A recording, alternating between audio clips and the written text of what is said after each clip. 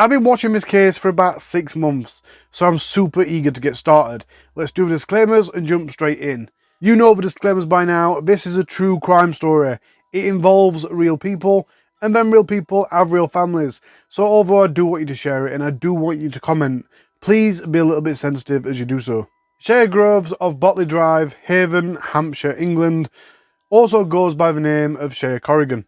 She's a 27-year-old mum of 1, and she describes herself as a pagan and a goth. She claims to suffer from bipolar disorder and complex PTSD. That's due to suffering a troubled childhood, and that results in her self-harming. In her words, "I am not a colourful person. I prefer wearing dark clothes and makeup, and listening to heavy metal rock music." And about her sense of humour, she said, "It's very dark and twisted, and to society it would seem very unpleasant. I joke about things that are not appropriate." You see, Shaye's bedroom was decorated in artistic drawings of serial killers. These serial killers include Peter Sutcliffe, Myra Hindley, and Rose West. For decorative purposes, she had 4 knives hung in her bedroom, and these had depictions of Chucky, Jigsaw, and Pennywise. She also had a coffin-shaped bookcase with a collection of books about gangsters. As well as her 4 decorative knives, she also had a Celtic dagger. Now, it's said that she kept this dagger under her bed, but as you'll see as the story goes on, this dagger does kind of move about a bit. It's not always just under her bed. Now, hold up just a second. Let's not get dragged into judging her for who she is and what she likes. I've got lots of goth friends and none of them are serial killers, or killers at all. We're all true crimers, and we're not killers. At least I hope you're not. All I'm saying is, the way that her bedroom's decorated and the things that she's into doesn't make her a killer, and it certainly doesn't mean she's weird. You could say that she overly celebrates serial killers, but I mean, that is a thin line. We're all fanatics because we sit watching these true crime documentaries all day every day. And merch is available to buy all over the internet. You can buy t-shirts, you can buy mugs, all with serial killers on. I mean, she bought hers off Etsy, but just because you buy this stuff doesn't mean that you're a budding serial killer. No more than a film fanatic that's buying horror film merchandise. Finally, the dagger under the bed. There is plenty of people in this country and around the world that sleep with a knife or a baseball bat or even a gun near the bed just so they feel safe. Honestly, I would probably keep one eye open if I was sleeping in Shaye's bed, but my point is, just because someone's a goth or into true crime doesn't mean we should be prejudiced. So on to her boyfriend, Frankie Fitzgerald, and honestly I couldn't find all that much about him or his relationship with Shaye. It's one of these weird things that he don't get talked about. There's not much published about it, and trust me, because of the type of story this is, because of the type of person that Shaye is, there are tons of news articles to sift through, which kind of hides all the other bits of information that you're trying to Google and search for. I do know that Frankie Fitzgerald was the youngest of 5 children. He is the father of 2 children, and he'd been in an off and on again relationship with Shaye. Now, I read that the relationship started in January 2022 or February 2022, but I'm not quite sure if that means that's when they started being on and off again, or they'd been in a relationship continuously since then. Either which way, on the morning of Sunday the 17th of July 2020, Shaye called a friend on FaceTime. This friend is called Vicky, and if I were you, I'd get used to hearing her name because she appears lots of times in this case. Apparently, although it was fairly early on a Sunday morning, everything about this call was pretty normal. Well, up until Shaye told her that she'd killed Frankie. And at first, Vicky didn't believe her, but Shaye proceeded to show Vicky Frankie's body. Throughout the call, she apparently showed Frankie's body 3 times. And as she was doing this, at times Shaye were even giggling away to herself. Vicky saw that Frankie had quite a big gash across his neck. And at this point, Vicky's absolutely horrified. And she is still massively in doubt, thinking that it's a big joke and she's wanting it to be a big prank. And even though she's into true crime, she's now sat talking to one of her best friends who's showing her a dead body, saying, "Look, I've just killed him." Vicky asked what happened, and in her words, this is what she said. They weren't getting on very well and had an argument to do with her ex, and went to bed to sleep. In the morning, she said that she was on his phone and she was going through his messages and came across a chat with a 13-year-old girl. Shaye said, "I lost it. I just lost it," and stabbed him in the neck when he was sleeping. Shaye said he woke up and started fighting back, and that's when the dagger went around the side of his neck. She said there was blood everywhere. At this point, I was thinking, oh my god, this is real. Frankie collapsed at the bottom of the bed in a pool of blood. So we think. This is actually a bit of detail that keeps changing as well, so keep your eye on that. An extra bit of information is apparently Shaye and Frankie had both had alcohol and cocaine in the system from the night before. Shaye was trying to justify herself to Vicky on this call, and she's saying, look, it's alright, Frankie was suicidal anyway, and it's alright, we're just going to assume that he's going to have to commit suicide. Vicky asked, well, what are you going to do with the body? And Shaye replied, it's alright, we're going to bury it in the back garden. Also, during the call, Shaye was cleaning the bookcase. It had blood spots on it. And as she did so, she even showed Vicky one of the books that had got blood splatters. At some point, Vicky heard Lauren White, who is Shaye's housemate, say, I'm going to crack. At which point, Shaye responded to her saying, you can't crack. You're an accomplice. You put the bin bags under his body. At the end of Shaye and Vicky's call, Shaye's last words to Vicky were, we're still friends, aren't we? Straight after the video call ended, without a second thought, Vicky phoned the police. As she cried down the phone, she told the operator, we were on a video call, and while we were on the video call, she showed me his body. I watch crime things, but this was real. I'm really begging this is a prank and not real, but it sure looks real. The gash looks massive on his throat. Hello. You alright? Yeah. What's going on? Sorry, the dogs. No. Don't close the door. What's going on? What's going on? With what? Are you Shaye? I am Shaye. Right. We had some kind of strange, interesting call about somebody having had their throat slit. Okay. So what's going on here? No, that's, dog, that's is it? my dogs, yeah. Hello. You're under arrest on suspicion of murder. You do not have to say anything, but it may harm your defence if you do not mention when questioned something which you later rely on in court. Anything you do say may be given evidence. The necessity for your arrest is for a prompt and effective investigation. Okay. When the police arrived at Shaye's house, they noted an incredibly strong smell of bleach in Shaye's bedroom. She told them that the murder weapon was in the bathroom sink and claimed, I was going to call you myself, but I needed to get my head right. She also claimed, he tried to attack me. It's not the first time.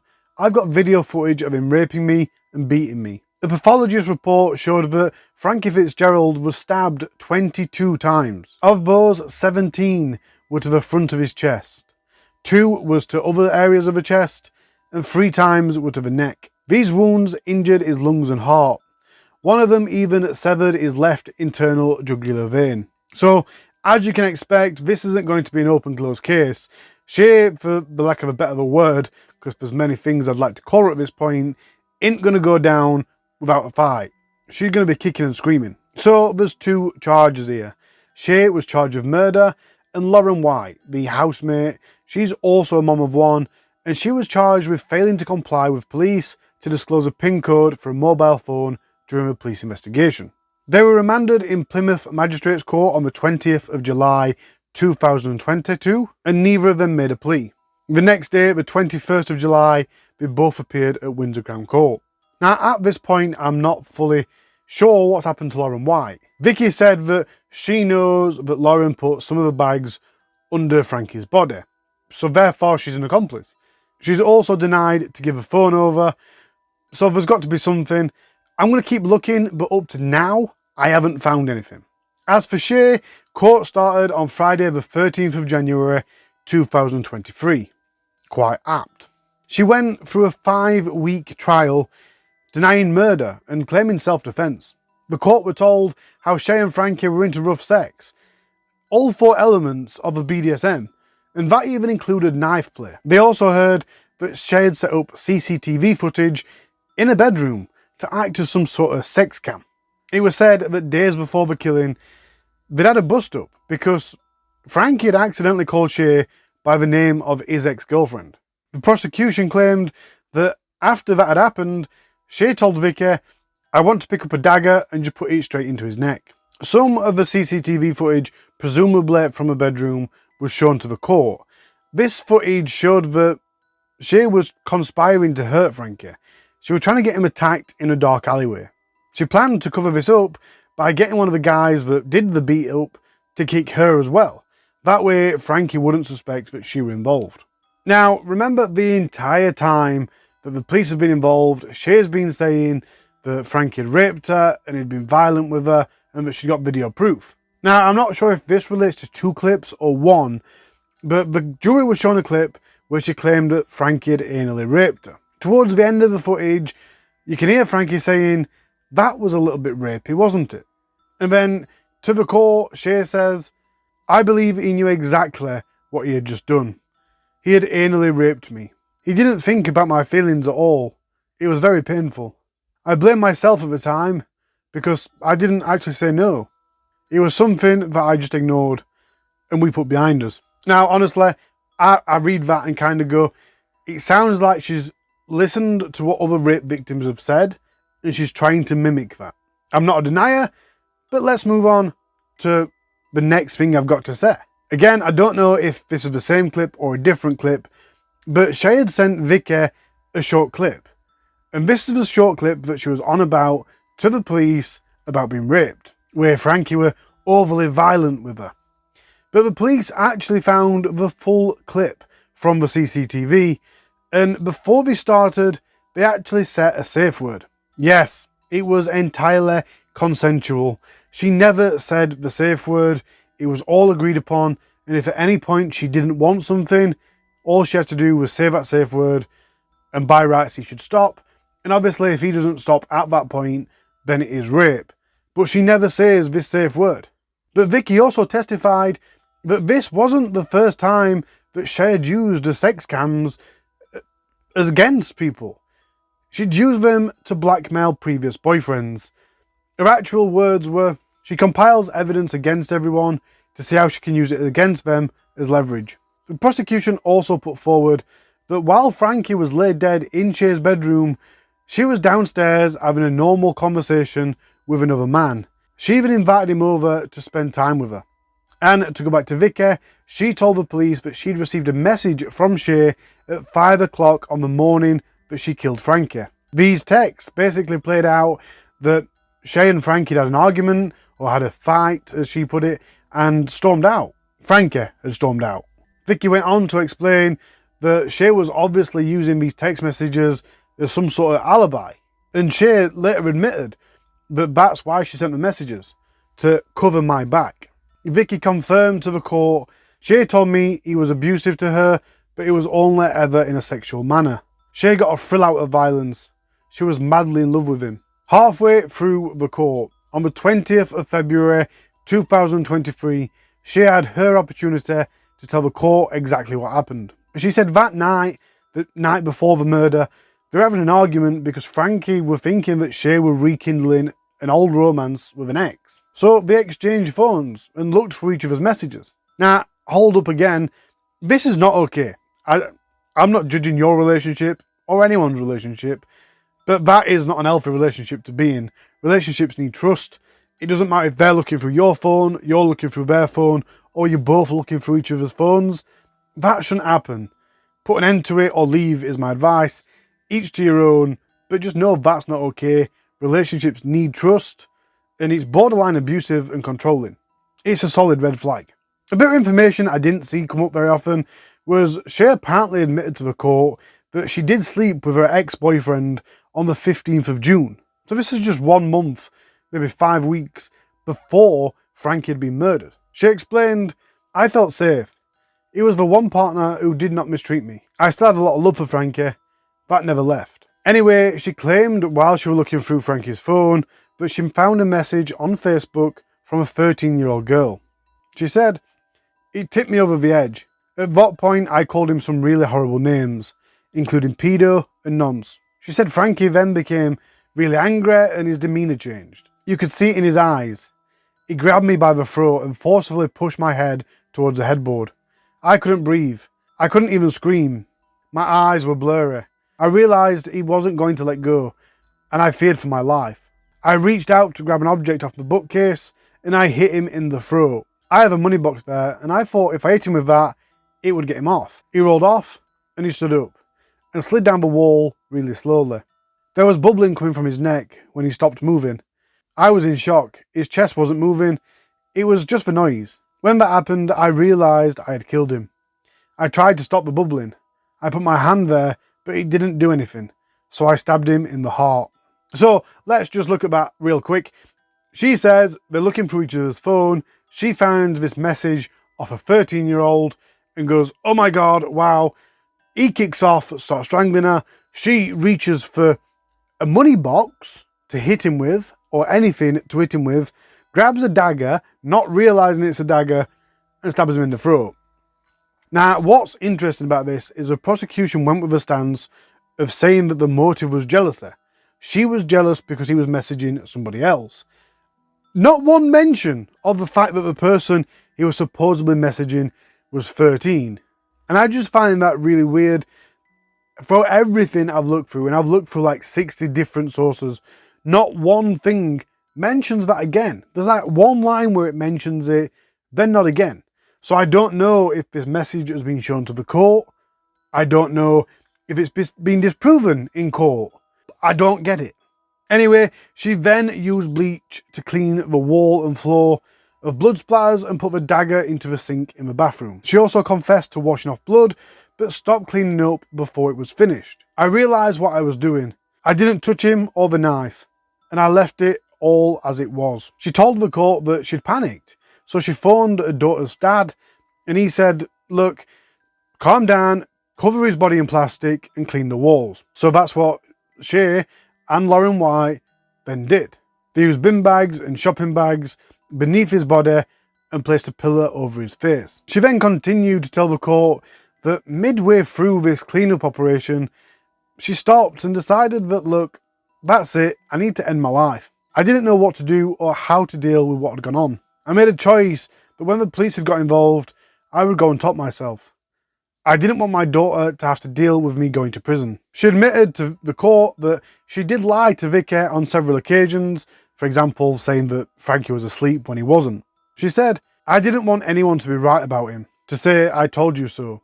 The man is dead, I didn't want to tarnish his reputation. Now let me just clarify on the bit where it says, I didn't want anyone to be right about him.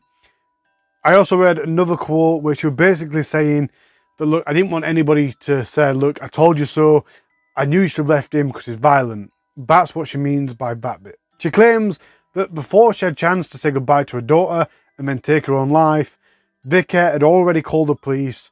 They arrived and arrested her. She said that she used to joke about Frankie being violent with her in bed, but then it became a reality. The defence got some texts from Frankie and showed them to the court. These texts basically were threats of what he would do to Shaye if he ever caught her cheating. He spoke of paralysing her, and he said he would hang her and he would snap her in half. And a good old line, you're mine and mine only.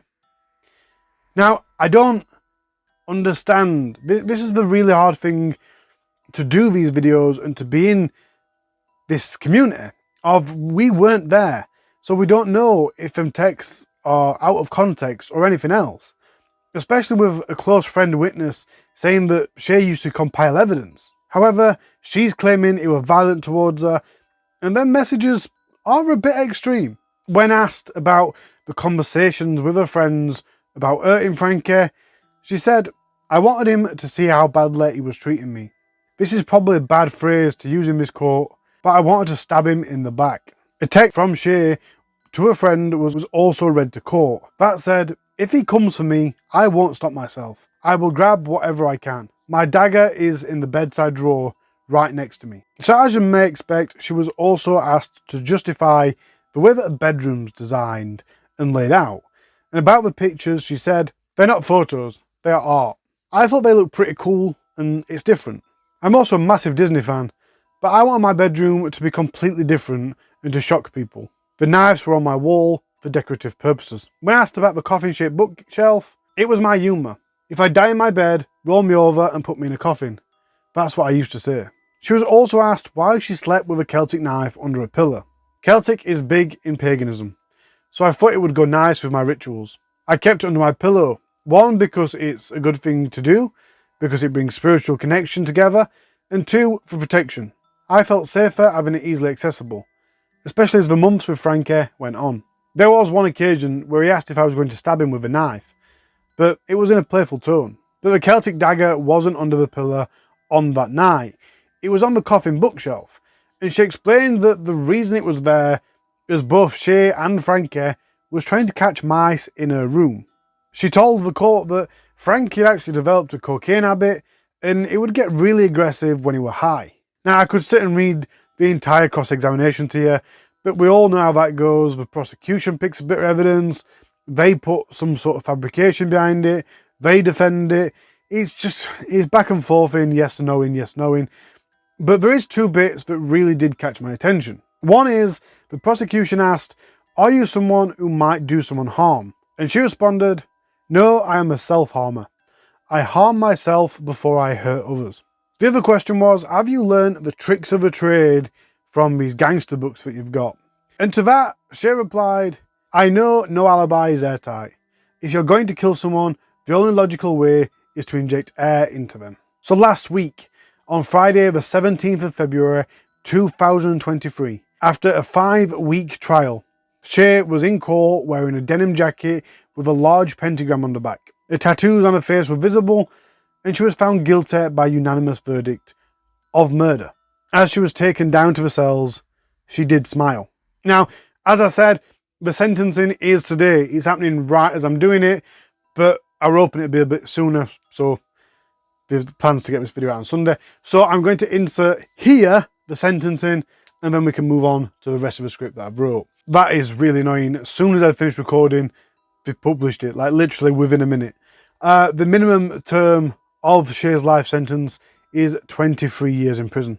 Back onto track, Frankie's family made a statement, and that read, "As a parent, you never expect to outlive your children. You will do anything in your power to protect them. Frankie was our baby, the youngest of 5 children. He can never be replaced. He was a kind and beautiful person, and sadly leaves 2 children behind that will never get to know their daddy.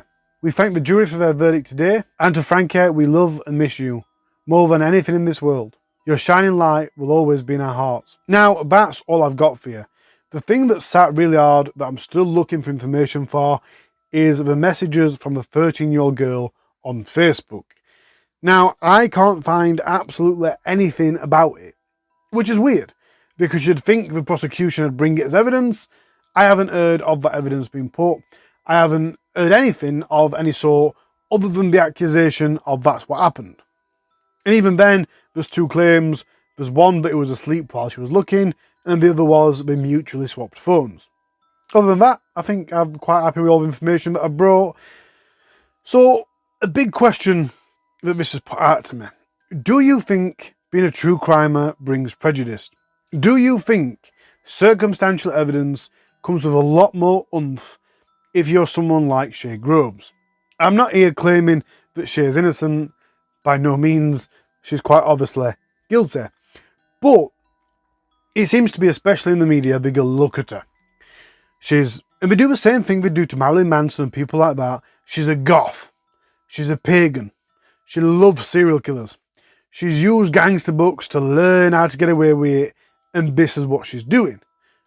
What I'm trying to say is, if there were 3 people in a room, one of them was a serial killer obsessed true crimer, and the others weren't, there were no evidence to say who'd killed the 4th person, do you think the true crimer would instantly be a suspect?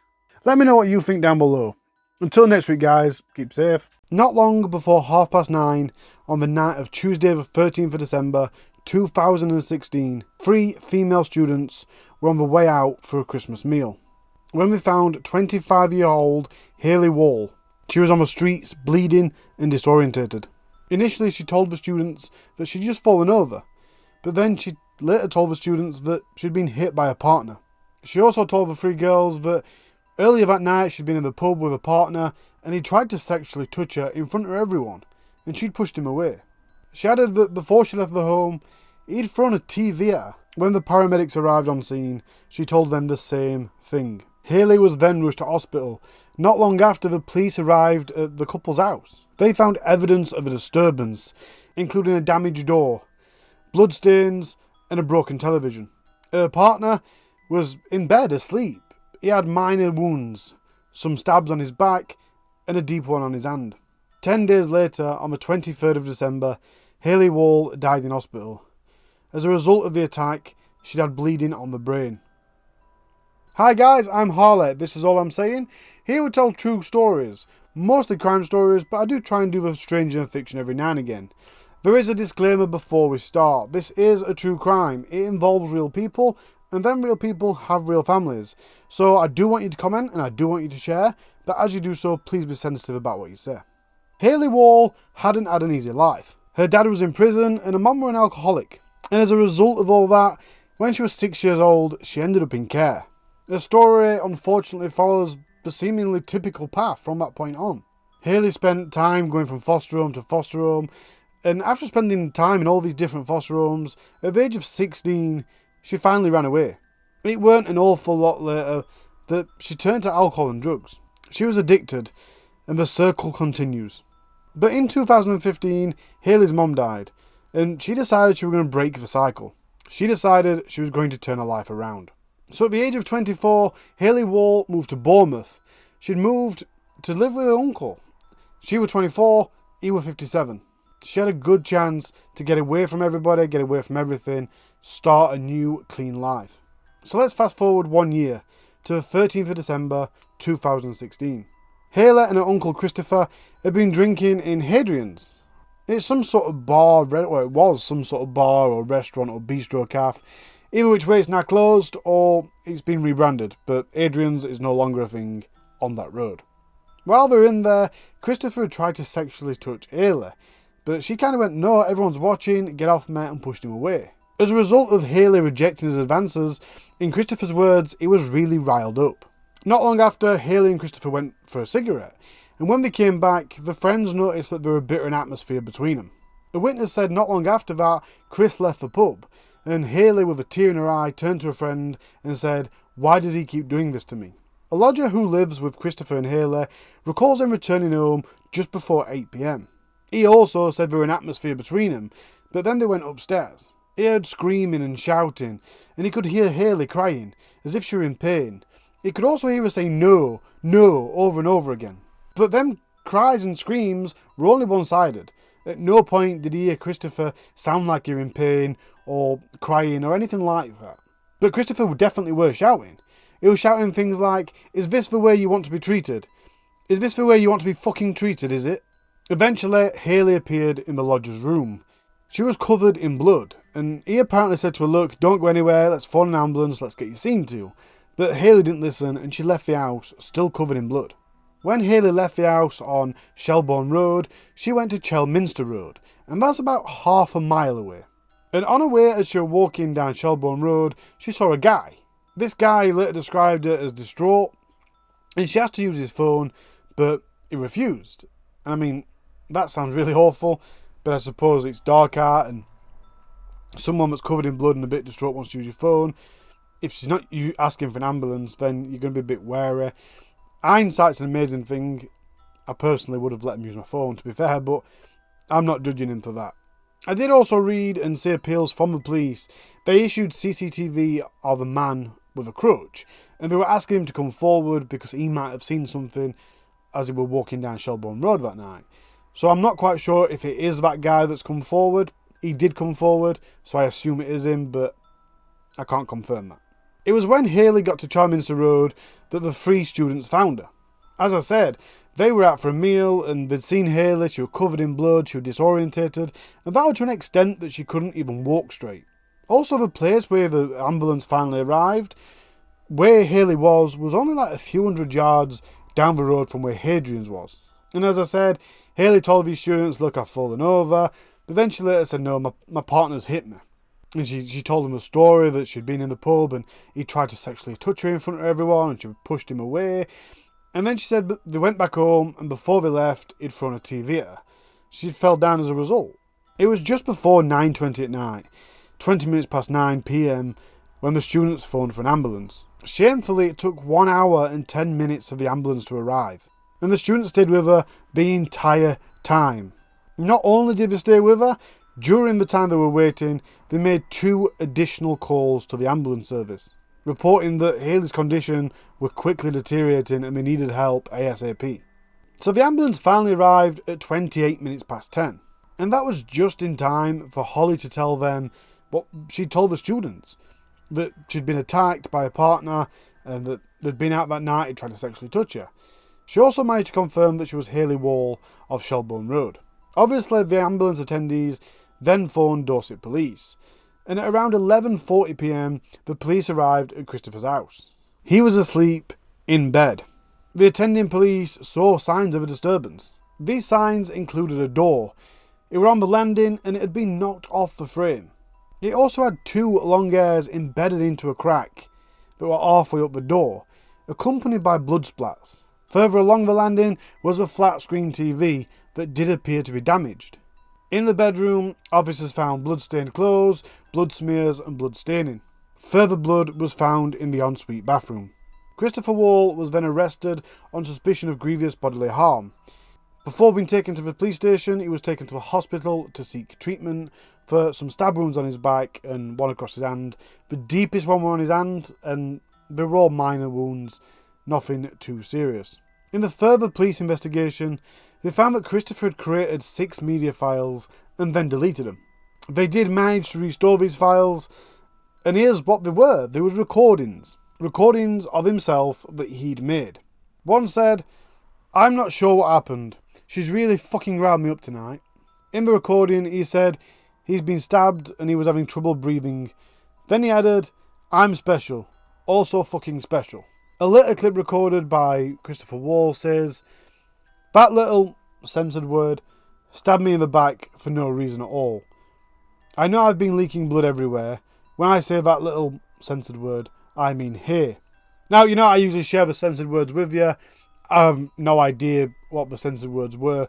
4 letters long, so maybe the F word, maybe the C word. I don't know, it's 4 letters long. Either which way, he's obviously not been very nice about it, is it? When he was interviewed by the police, he provided a prepared statement. In this statement, it basically said that Hayley had tried to attack him with a pair of scissors, and he used reasonable force to protect himself. He made no comments in the following 2 interviews, and he also made no comment at any point and refused to answer questions about his potentially incestuous relationship with his niece. Now, before we move on, I just want to read a bit of a short BBC article. It was more of an update article, but it claimed a 44-year-old man had been arrested on suspicion of attempted murder and a 58-year-old man had been held on suspicion of wounding with intent. Now, obviously, the 58-year-old is Christopher. The 44-year-old, I'm not sure. Maybe it was the person that was living with them, the lodger.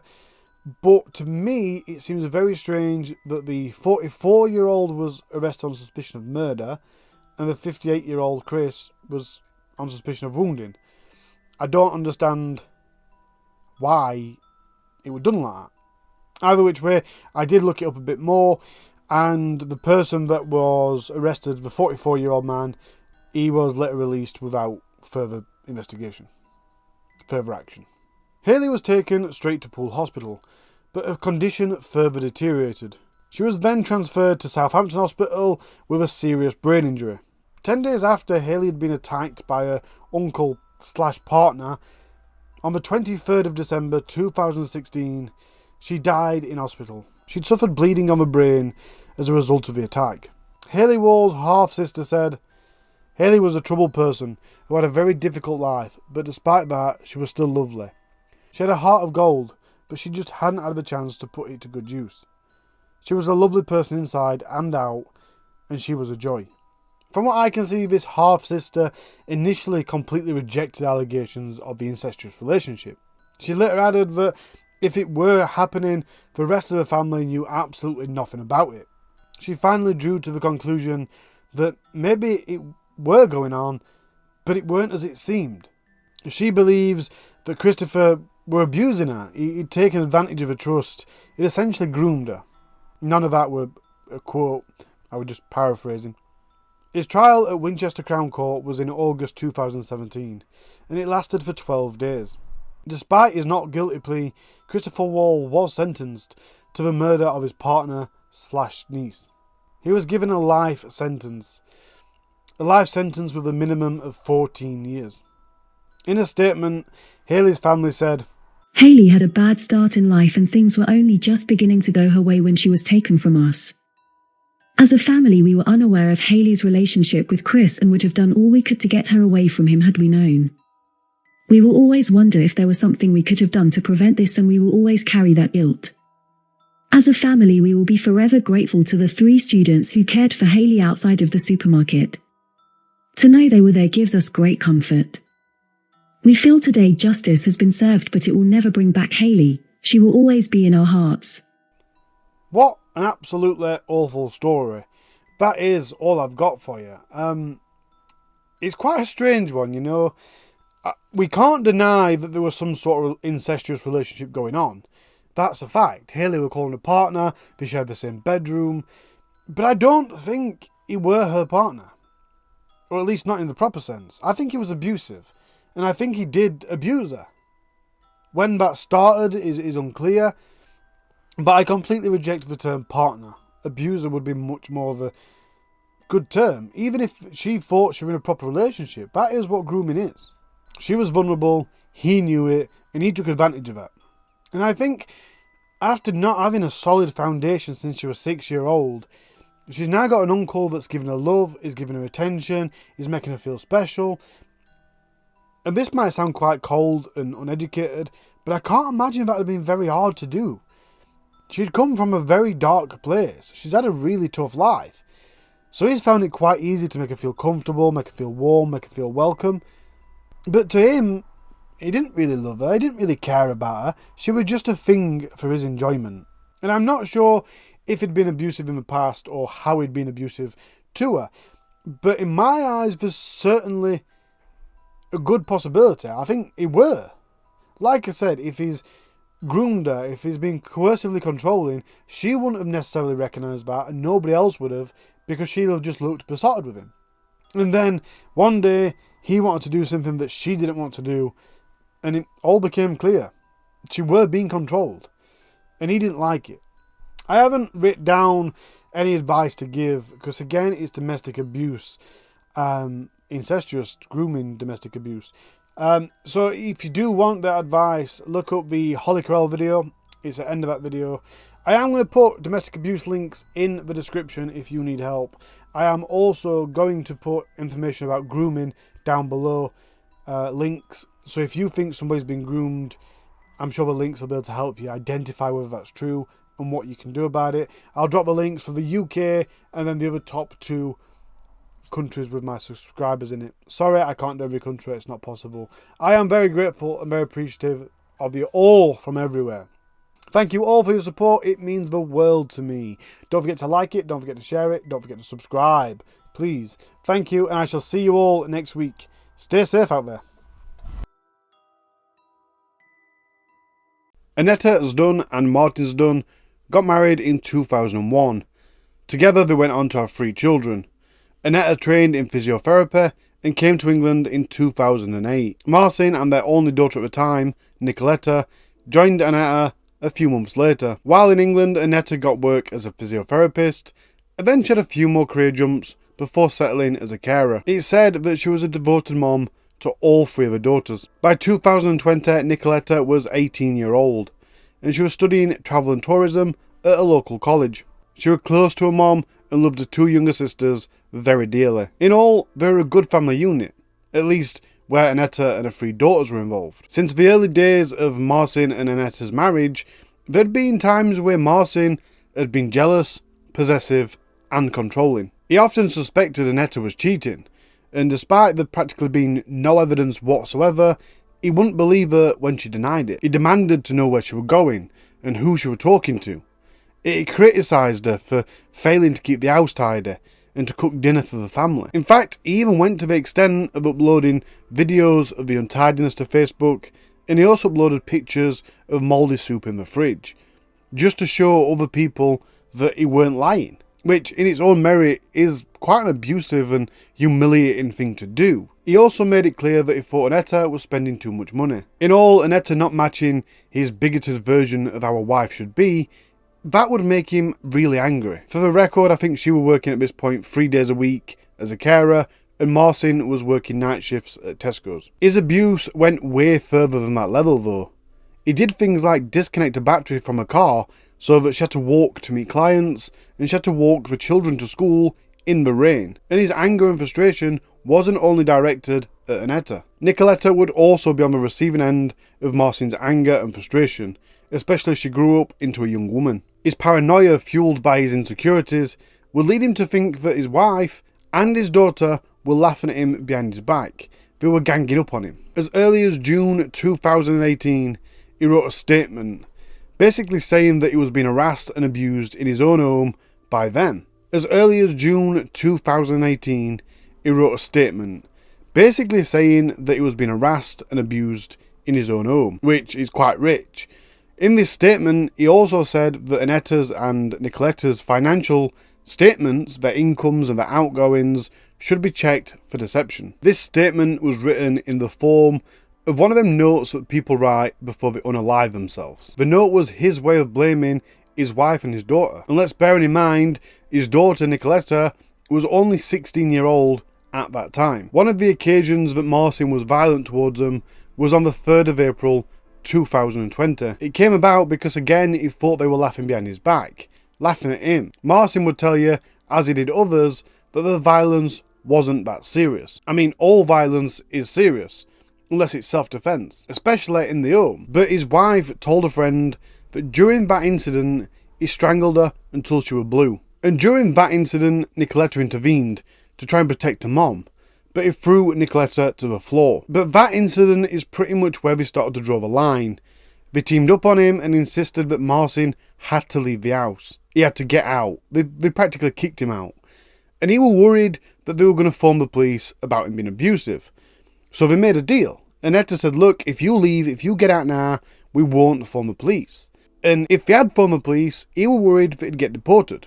So he agreed, and he left the house and went to live somewhere else. But this wasn't the first time that he'd been physically abusive to the family. Annetta had even told her mom that Marcin had hit her and Nicoletta until they were black and blue. Her dad is also witness to claims that at the beginning of the year, Marcin had threatened to kill them all. Before Marcin had been kicked out, it was already very clear that their relationship was irretrievably broken. They were sleeping in different rooms. Annetta was withdrawn and unhappy. Nicoletta was terrified of him, and she'd even stopped eating. So it started to dawn on Marcin that he'd ruined his family. So himself started to become withdrawn and depressed. He started spending more time in his room, drinking alcohol. He was easily becoming angry at both Annetta and Nicoletta. It's said that a part of the reason behind his anger was that he'd started to believe Annetta was having an affair with a man who worked with him at Tesco. Even more deluded than that, not only did he think Nicoletta were helping cover up for her mom, but he also believed that she was also sleeping with the same man. Now, you're thinking, well, there's got to have been something that made him think that. Well, he thought they were. In Marcin's words, the way he was looking at me, the piercing look and anger in his eyes. And he also said his wife and daughter were walking sore, and I saw them taking painkillers. I've got absolutely no words for that. That's putting one and one together to make 154. But he also believed that this guy, his colleague, had put a bug on his phone with the help of a friend. But let's face it, we know what abusive people are like. We've watched enough of these cases. The real and main reason behind his anger wasn't because he thought his wife was cheating. He was always accusing her of that. The main source of his anger was the fact that he was losing control of his family. And that's what every controlling, abusive, possessive person fears the most. And with that in mind, it's quite clear then that after he'd been thrown out of the family home in April 2020, these feelings only intensified. His family were carrying on, and they were seemingly happier, so that only made it worse. There were talks of separation and divorce, but it said that it wasn't until Friday the 29th of May 2020 that it became abundantly clear to Marcin that their relationship was definitely over. For the next 2 days, he drank even heavier, festering away in his own self-pity, until the 1st of June, which is celebrated in Poland as Dzień Dziecka. And with that, let's do the disclaimers. This is a true crime story. It's a true crime case. It involves real people. Them real people have families. So although I don't want you to comment and I don't want you to share, please do so with sensitivity. Dzień Dziecka, translated into English, is literally Children's Day. It's a day in which it's traditional to give presents to children. It was on this day in 2020 that Macin woke up with an hangover. He said to take the edge off, he had a few more beers. And then in the early afternoon, he went from where he was living on Rowlands Road in Salisbury, England, and walked for about an hour to a family home at 23 Wessex Road. That's over about 3 miles away. He arrived at 20 to 3 in the afternoon. Annetta was there with all 3 of their daughters. At this point, Annetta is 40-year-old, Nicoletta is 18, and their 2 other daughters were 6 and 5. Oh, and Macin is 39-year-old. It was only minutes after arriving that Macin and Annetta started to argue. It was only a short argument, lasting only a few minutes. Macin then got a knife from within the house and stabbed Annetta many times. When he first stabbed her, she was in the bathroom, but he proceeded to stab her all over the house as she was trying to get away from him. At some point, Nicoletta also got injured by the knife, although it's thought that she got injured when she was trying to protect her mom. Both Annetta and Nicoletta tried to escape, and they did manage to get out of the house. Nicoletta first, and then her mom. They got into the side passageway of the house. At this point, as you could imagine, both covered in blood from the wounds. But Macin was still following them. He was still trying to attack them. As they tried to escape, the attack spilled out onto the street. Macin stabbed and slashed Annetta. She placed herself in front of Nicoletta in an attempt to try and defend her. However, Martin persisted, and he did stab Nicoletta slowly and deliberately in the chest. He grabbed Annetta by the hair, and he sliced her throat 3 times. During the attack, he was heard saying "Kiowa" to both Annetta and Nicoletta, which translated to English is whore in Polish. And let's not forget, while all of this is happening, the 2 youngest daughters were in full view of this entire attack, and they were screaming in terror. Their screams were so loud, they were heard from neighbours that were quite a distance away. They also pleaded with her dad to stop, but he just ignored them. And because they were screaming so loud, several men did come to see what the screams were. By doing so, they also witnessed the attack outside. Macin then left Annetta and Nicoletta on the ground to die. He went and got his backpack from in the house, and while in the house, he also tried to wash some of the blood off his hands. And then he just went outside and casually walked off, like nothing had happened. But obviously there's witnesses, and 3 of the men that had witnessed the attack started following him. They challenged him, and as they're doing so, he's picking up more pace until he starts running.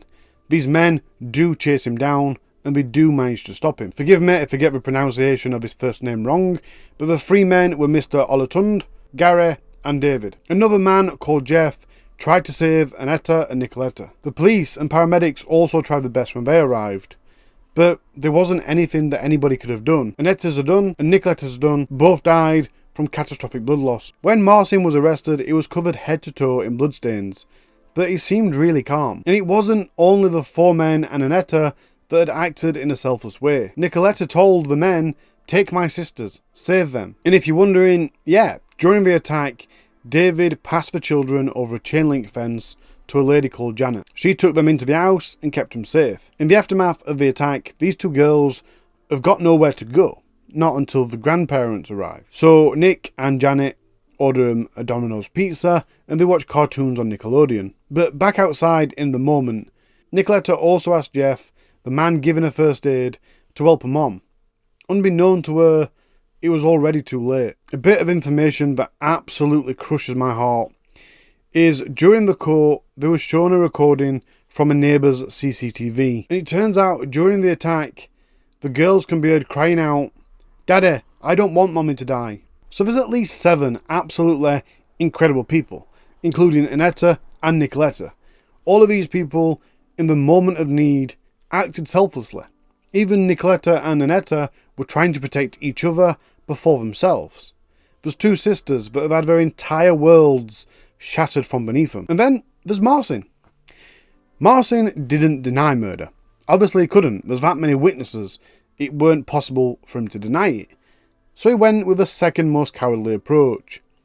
He said he couldn't remember doing it. Oh, and let's not forget, everybody's ace card. The diminished responsibility. Not being able to remember what happened was one of the things that the judge highlighted. He refused it, pointing out that actually, when he was detained and arrested, you never asked why. Blood tests from after he'd been arrested showed that his alcohol level was twice the drink drive limit. So while he's claiming that he only had a few beers, The judge outright rejected that as well. Macin's defence were based entirely around his mental state. He couldn't remember. He had abnormality of the mind, aka diminished responsibility. And a psychiatrist said he had delusional disorder. But that wasn't considered to be a significant mitigating factor, so that was pretty much a waste of everybody's time. During the trial at Winchester Crown Court, Macin consistently sought to minimise his domestic abuse. When the prosecution said, she told her mother she had photos, enough to get you a 15-year sentence, Macin replied, I don't know what she was talking about. I never hit her. Then, when the prosecution suggested that Macin had bullied his wife for many of their marriage years, he said, I didn't even have the time to bully her. I was working all the time. Another line from the prosecution, which speaks for itself, says, Why are you smiling, Mr. Zdun? You have smiled several times while giving evidence today and yesterday. Do you find this amusing? The thing I think is really interesting about Macin's delusional, paranoid mindset is he actually told people what he was thinking. And in my experience of doing these cases and just knowing people, it's not that common for the person or the perpetrator to go around telling people their thoughts. They usually leave it in the mind, let it fester, let it grow, let it get worse. The court was shown a text from weeks before the killing in which Macin told his brother-in-law, I guess he's fucking them both, because they were walking around sore and smiling. In another message shown to the court, it was talking about the attack which led to him being kicked out. I don't know who he sent it to, but he put, I fucking wiped her around the floor. It weren't only his messages that was held against him in court though. The court was also shown a message that Annetta had sent to her mom just days before a murder. It said, I don't want him to kill us. He's a psycho. David is one of the people who witnessed the attack and tried to help. And he cried in court, saying that there was nothing he could have done to stop the attack or help the victims. But he did punch Macin. And another heartbreaker. One of the sisters told the court, my sister is injured. Daddy had a big knife and he kept poking her with it because of the accident. But it wasn't really an accident. He did it on purpose. There was so much blood in the bathroom. My dad called my sister and my mom into the bathroom and then started poking their necks. Dad pushed them into the bathtub and they were bleeding. Daddy kept poking Mommy with a big, very sharp knife. He'd done it lots of times to Mommy and Nicoletta. There was a lot of blood in the bath and on the boxes outside. I opened the bathroom door and Dad put the knife to me. I thought he was going to poke me with it, but he didn't. The jury were asked to consider 4 things while trying to reach a verdict. These were, was the defendant suffering from abnormality of mental functioning? Did the abnormality of mental functioning arise from a recognised medical condition? Did abnormality of mental functioning substantially impair the defendant's ability to A, understand the nature of his conduct, and or B, form rational judgment, and or C, to exercise self-control? The 4th thing was, did abnormality of mental functioning cause, or was it a significant contributory factor in causing the defendant to kill Annetta or Nicoletta? In the end, the jury rejected Macin's claim of manslaughter on the grounds of diminished responsibility and unanimously found him guilty of murder. It's uncertain whether Macin had intended to kill his wife and daughter when he went to their house that day, but it is quite a big sticking point because he did take a lock knife with him, but that knife wasn't used in the murders. His passport were in his bag. Again, this could be premeditation. Maybe he was planning on leaving the country, but it's thought that his passport was still in his bag from his last trip to Poland, because the other documents was also in his bag. He also had a lot of money with him, just under £1,000. But again, his bank statements show that that were an ordinary amount for him to withdraw from his bank just after payday, and he didn't empty his account. So without being able to say with certainty that he had the intention to kill him before he left for their house that day, the judge sentenced him on the basis that his intention to kill was due to anger in the moment after he'd arrived at the house. And because of a lack of premeditation, a whole life sentence wasn't applicable. However, it was a double murder, so the starting point for his minimum term for his life sentence was 30 years. As I've already said, Macin's mental state was considered as a mitigating factor, but as I've also said, it wasn't classed as that serious. It didn't massively reduce his culpability, so although it was a mitigating factor,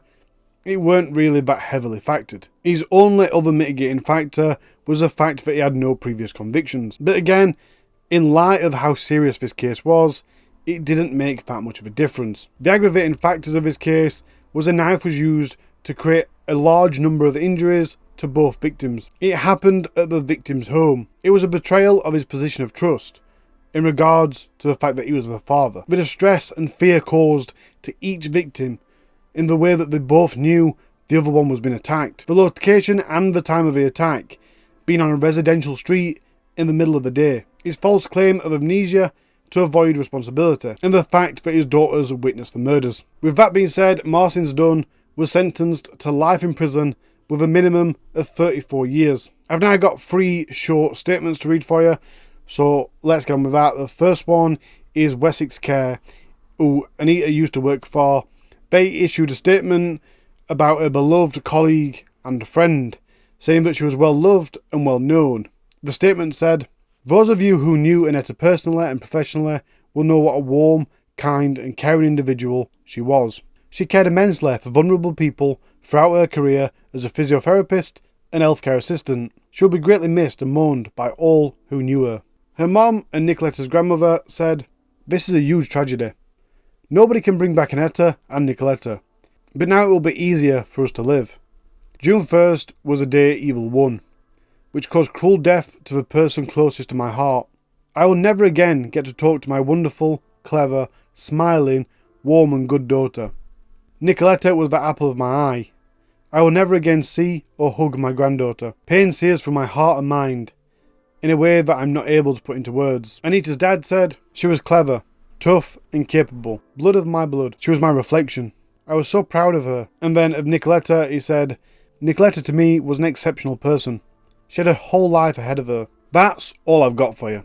First of all, I'd like to apologise if this content isn't up to par. I've got a cold, I'm boiling hot. Even speaking is absolutely burning the back of my throat. But this case, you know, it's the same thing we see over and over again. But as I said before, this one were different, weren't it? Because Macin did actually tell somebody about his delusional thoughts. His brother-in-law, nonetheless. I'm not sure, by the way, whether that were Anita's brother or not. And I'm not blaming him, but in my opinion, it's your job as a listening ear to put some rationality into a conversation. It's your job to say, wait, you think they're both on it with the same guy? Are you sure? That sounds really weird and extreme to me. I mean, that could make a big difference. Don't get me wrong, it could then be a level of paranoid where he thinks you're crazy as well, or you're in it as well. But it could make a big difference. And I don't know if this guy replied to that, it might have, but the way the message were conveyed, it sounded like it was part of the conversation. Advice is always so much easier in hindsight, but you now have the benefit of hindsight. From all of these cases that we've covered, by now you should have it in your head. Do not take chances with an abusive person. By admission, in the way of a text to her mom, she said that she knew that Macin was dangerous. She said that he was psycho and that she was scared of him. At that point, she should have phoned the police. Obviously, I'm not blaming her for it. This is the same old tale that we hear again and again. And I understand why she didn't phone the police. But as I said, you now have the hindsight of this. Don't fall into the trap of protecting the kids. I mean, their relationship with a dad. Don't protect that.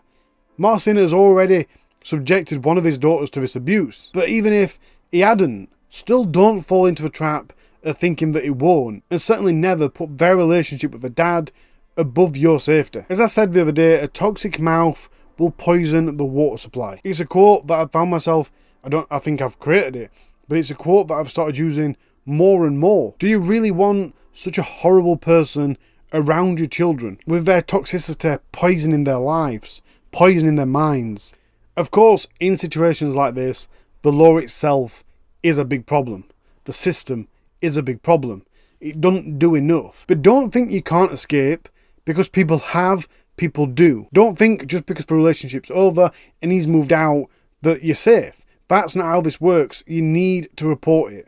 Report every incident, save every text. And just as importantly, don't think you're alone. There are so many people, too many people, in this situation. And to the abusive people out there, the men and the women, I believe fully in my heart of hearts that you know, even after an incident, it clicks in your head that you know you was abusive. I shouldn't have said that. I shouldn't have done that. In that case, walk away. If you can't stop yourself from being like that, doing them things, saying them things, walk away. You do not, I'll say it every video like this, you do not own your partner. If you do not like your relationship, if you don't like the way your partner's been, the way your children have been, or anything else, walk away. Now, I'm not saying you can just walk away from your kids, but if you're abusive, you can. If you're abusive, you should. Or at least go to help. I know from doing past videos like this that there is counselling sessions for abusive people, where they can learn to control that mindset, change that mindset, and become a better, more caring, less abusive partner. Now, I know that I sound so self-righteous right now. I'm not perfect, I'm not trying to portray I am. But this advice needs saying, because there are so many people in this situation right now. There's so many people that every day witness things and don't do anything about it. As always, there is links in the description for websites and stuff like that, information that you can visit. There is actual proper professional information rather than just listening to some YouTuber rant on. And with that, all I'm saying is, I love you. Take care of yourself. Take care of those around you. And I'll see you next week.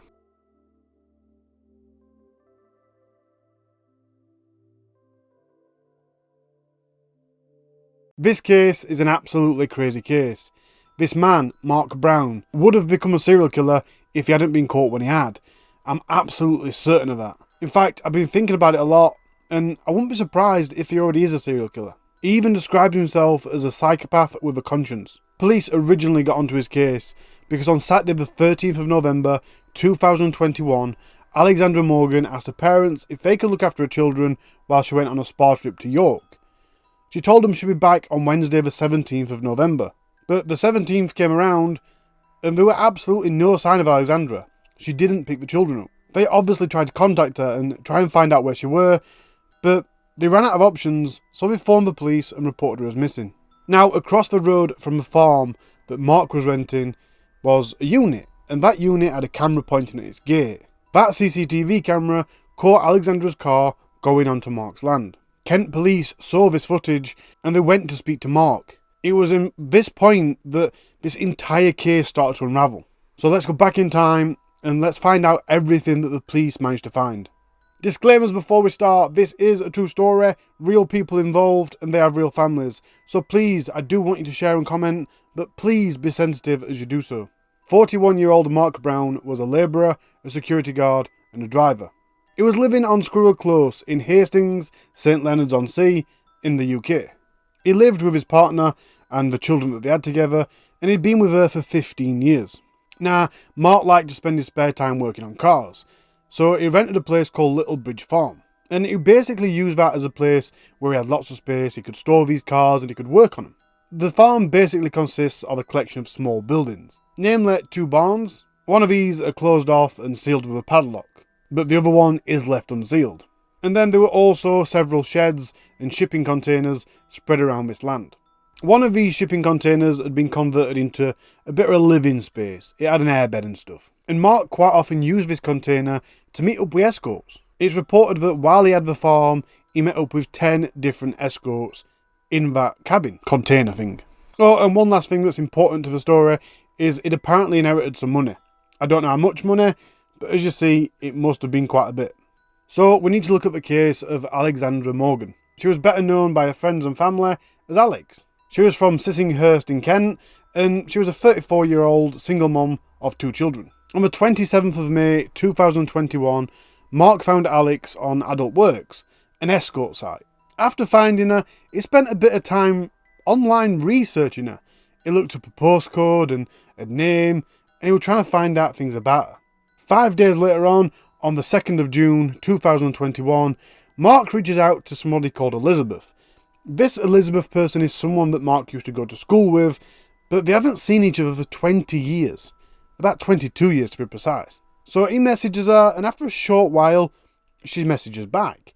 And they start messaging each other on a regular basis. It wasn't long before the pair started having 25-minute long phone calls. And after that, their contact continued. A lot, and I mean a hell of a lot for a man that's in a long-term relationship with kids. There was 700 pages worth of WhatsApp messages. At one point, Mark told Elizabeth about this woman called Leah. He referred to her as his soulmate, and he said that he'd lost her and she was at peace. While talking about Leah, he constantly and always referred to her in the past tense. At one point, he even told Elizabeth that Leah had taken her own life. It's now been a week since he first found Alex, and he saves a picture of a Shell petrol station on his phone, and that Shell petrol station is right next door to where she lives. Now, maybe this screenshot, this photo, is evidence of stalking. That's certainly what the prosecution were pushing for. I personally think he was just storing a picture because the very next day, that's where he went. That next day was 8th of June, and he was actually supposed to be going to have tea at Elizabeth's house with Elizabeth and her children. But instead, Mark cancelled, and he went and met Alex. After his meeting with Alex, he then called in at Elizabeth's house on his way home and dropped off some presents. But what's even weirder is he then messaged Elizabeth with a picture of Alex. And he put, "That's my friend Alex. I didn't do anything, but I could have." Okay, that's a little bit weird. Very weird. The prosecution did say that he was doing this to try and make Elizabeth jealous. I don't know what he was doing. It's just really weird. But the contact continued, and on the 12th of June, he texted Elizabeth saying, "I wasn't always nice. It's a constant fight to be me. I would have to tell you all the bad things I've done for love, for justice, for money, for respect. I wouldn't want you to find out any other way." Then later on, he messaged, "It's 4 AM, so I won't send this. I love you too much. I've done monstrous things, but I couldn't do those things to you. You deserve better than me." Then the next day, on the 13th of June, Mark texted her again saying, "Now I'm going to be very careful how I word this, but it happened again, not very long ago. While disposing of something, I try to laugh these things off, but it's a very unpleasant thing to do. Old oil drum, 5 litres of diesel. Hey pesto, nothing much left, but it gets hot, very hot. Oil drum glows almost white. You go through a lot of stages in a situation like that. I've not long lost Leah, and I nearly went down the rabbit hole, but I didn't for her and Bill, but I was on the edge." In another message from around that time, "The things I have done weigh heavy on my heart, on my head, and my soul. A psychopath with a conscience. It's a joke, really." On the 19th of June, he said, "I know some things are a burden on another person, so it would only be shared if there was anything other than friendship between us. It's things I can live with, but might not be things you could." The next day, June the 20th, when he was talking about events in his past, he said, "I'm still free, so I reckon I got away with it so far. There have been too many close calls so far." On the 26th of June, he said, "I'm not proud of a lot of things I've done, but I've never hurt anyone who didn't deserve it. Never took anything the person couldn't afford to lose. I've lived that life. I was clever enough to have got away with it." What the hell is this guy talking about? There's a big thing at the minute on the internet and in real life of people saying, red flags. There's some serious red flags going on here. But this story just gets worse and weirder. So let's go forward a couple of weeks. It's now the 7th of August 2021. Mark is getting very close and friendly with Alex, the girl that he met on the escort site. He went to her house, he picked her up, and he drove all the way to Yorkshire in his black Peugeot. The same day, they're both seen heading back from Yorkshire. But this time, Alex is in her own car. She's just bought a white Mini. This round trip was seen on ANPR cameras, and it was backed up by cell tower data. Now, for those of you that aren't aware, this is not a short journey. From Kent up to Yorkshire, depending where you're going in Yorkshire, is between 200 to 300 miles each way. So you're talking 7 to 11 hours worth of driving in total. That's a massive gesture for someone that is just your escort, especially while you've got a wife and kids at home. Another 2.5 months down the line, on the 23rd of October 2021, Mark Brown sent a text message to Alex asking if she'd be interested in a risk-free business transaction. The proposal referred to £100,000, 3 to 5 days in a hotel, in an hotel that he'd be guarding, a new ID, a straight car, shopping money, and all she had to do was go out for a cigarette, bag up some cash, and do some shopping. Now, I want to add another little disclaimer here, and a bit of advice. If anything ever sounds far too good to be true, it is stay well clear. Seriously, too good to be true? No thanks. In the days that followed that offer, Alex made some internet searches. These are things like, how much can you earn running a sunbed shop UK? How much tax would I have to pay on 100k? Minimum deposit for an house, 2021. Houses for sale, £100,000. How to start a doggy daycare business. How to invest in stock market as a beginner. At this point, Alex and Mark have met several times since their first meeting. It's the 13th of November, 3 weeks since he made the business offer. And obviously it's the day that Alex asked her parents to look after her kids while she went to York. The next morning is the morning that her car followed Mark's car up the dirt lane to Littlebridge Farm. But before that happened, first of all she made some internet searches before she left the house. These included, can Android phone running without SIM be tracked? And can a phone be tracked without a SIM card? Shortly after, Alex was at a petrol station near Cranbrook. That was at 20 minutes past 7 in the morning. This was the last time she was seen, and the manager of the petrol station said she looked more dolled up than usual, but otherwise she seemed perfectly usual. She was a normal, happy self. It was about half an hour later, at 7:58 in the morning, when Alex arrived at Littlebridge Farm and she followed Mark up in his car up the dirt path to the farm. From this moment on, Alex's phone does not connect with the cell network. Her phone completely disappears off radar. It's no longer in use. And it's also said that it was at this time that Alexandra Morgan died. Mark Brown then burnt Alex's body in an incinerator that he'd made out of an oil drum.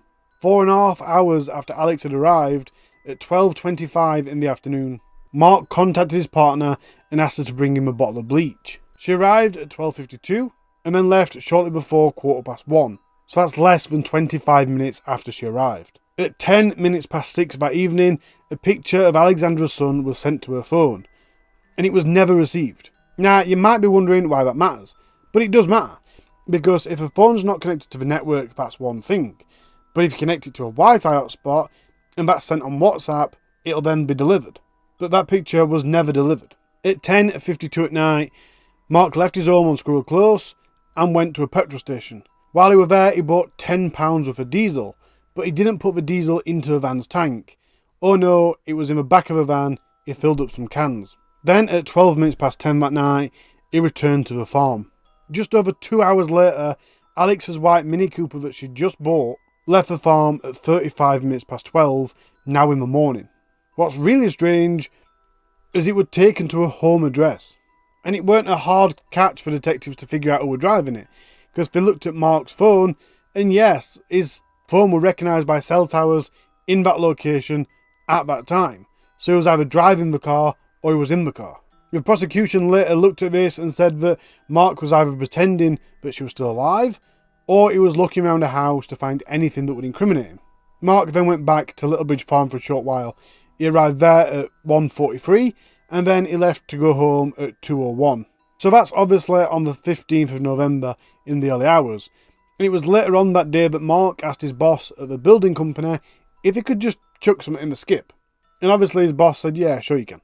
The next day, the 16th of November, Mark went back to the farm and stayed there for about 4 hours. Obviously this was the day that Alex was supposed to return home. But she didn't return home. She never turned up to pick her kids up or anything. And the parents couldn't contact her, so they reported her missing to the police. It's also believed that this is the day that Mark got rid of the oil drum. He took it to work and put it in the work skip. And later on that evening, Mark asked a friend if he'd help him move a car. So together, Mark and his friend, they moved Alex's car.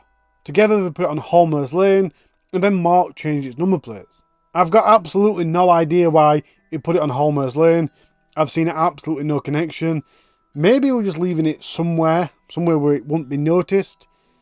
I don't know, but that's what he did. That's where he put it. In the following weeks, Mark returned to the farm several times, and this was quite a norm. Now, I have no idea how the police got this footage. I assume what they did is looked for Alex's car on NPR, found where the last time it was seen, and then they went to that area and looked for CCTV footage, see where the car went a bit more, narrow it down a bit more, and that took them to the farm. Either which way, Littlebridge Farm was cordoned off by Kent police, and they started searching the yard.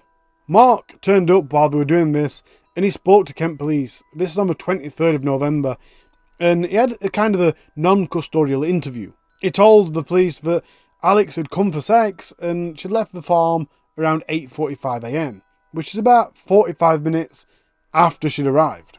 The police were still really curious, but he decided that he'd give up his phone to them, he'd provide DNA, and he'd provide fingerprints. While the police were searching the yard, they found a dumbbell attached to a dog's collar. It was right by the lake, which is on the farm in a far corner, and the remains of a Pomeranian dog was attached to the collar. The day after, so we're now on the 24th of November 2021, and Mark tells some colleagues at work that the police are searching his yard. His boss caught wind of this gossip, and he went to Mark, confronted him, and here's what his boss said. He said he was going to be arrested for murder. Then after a slight pause, he said double. I'll be going away for 25 to life.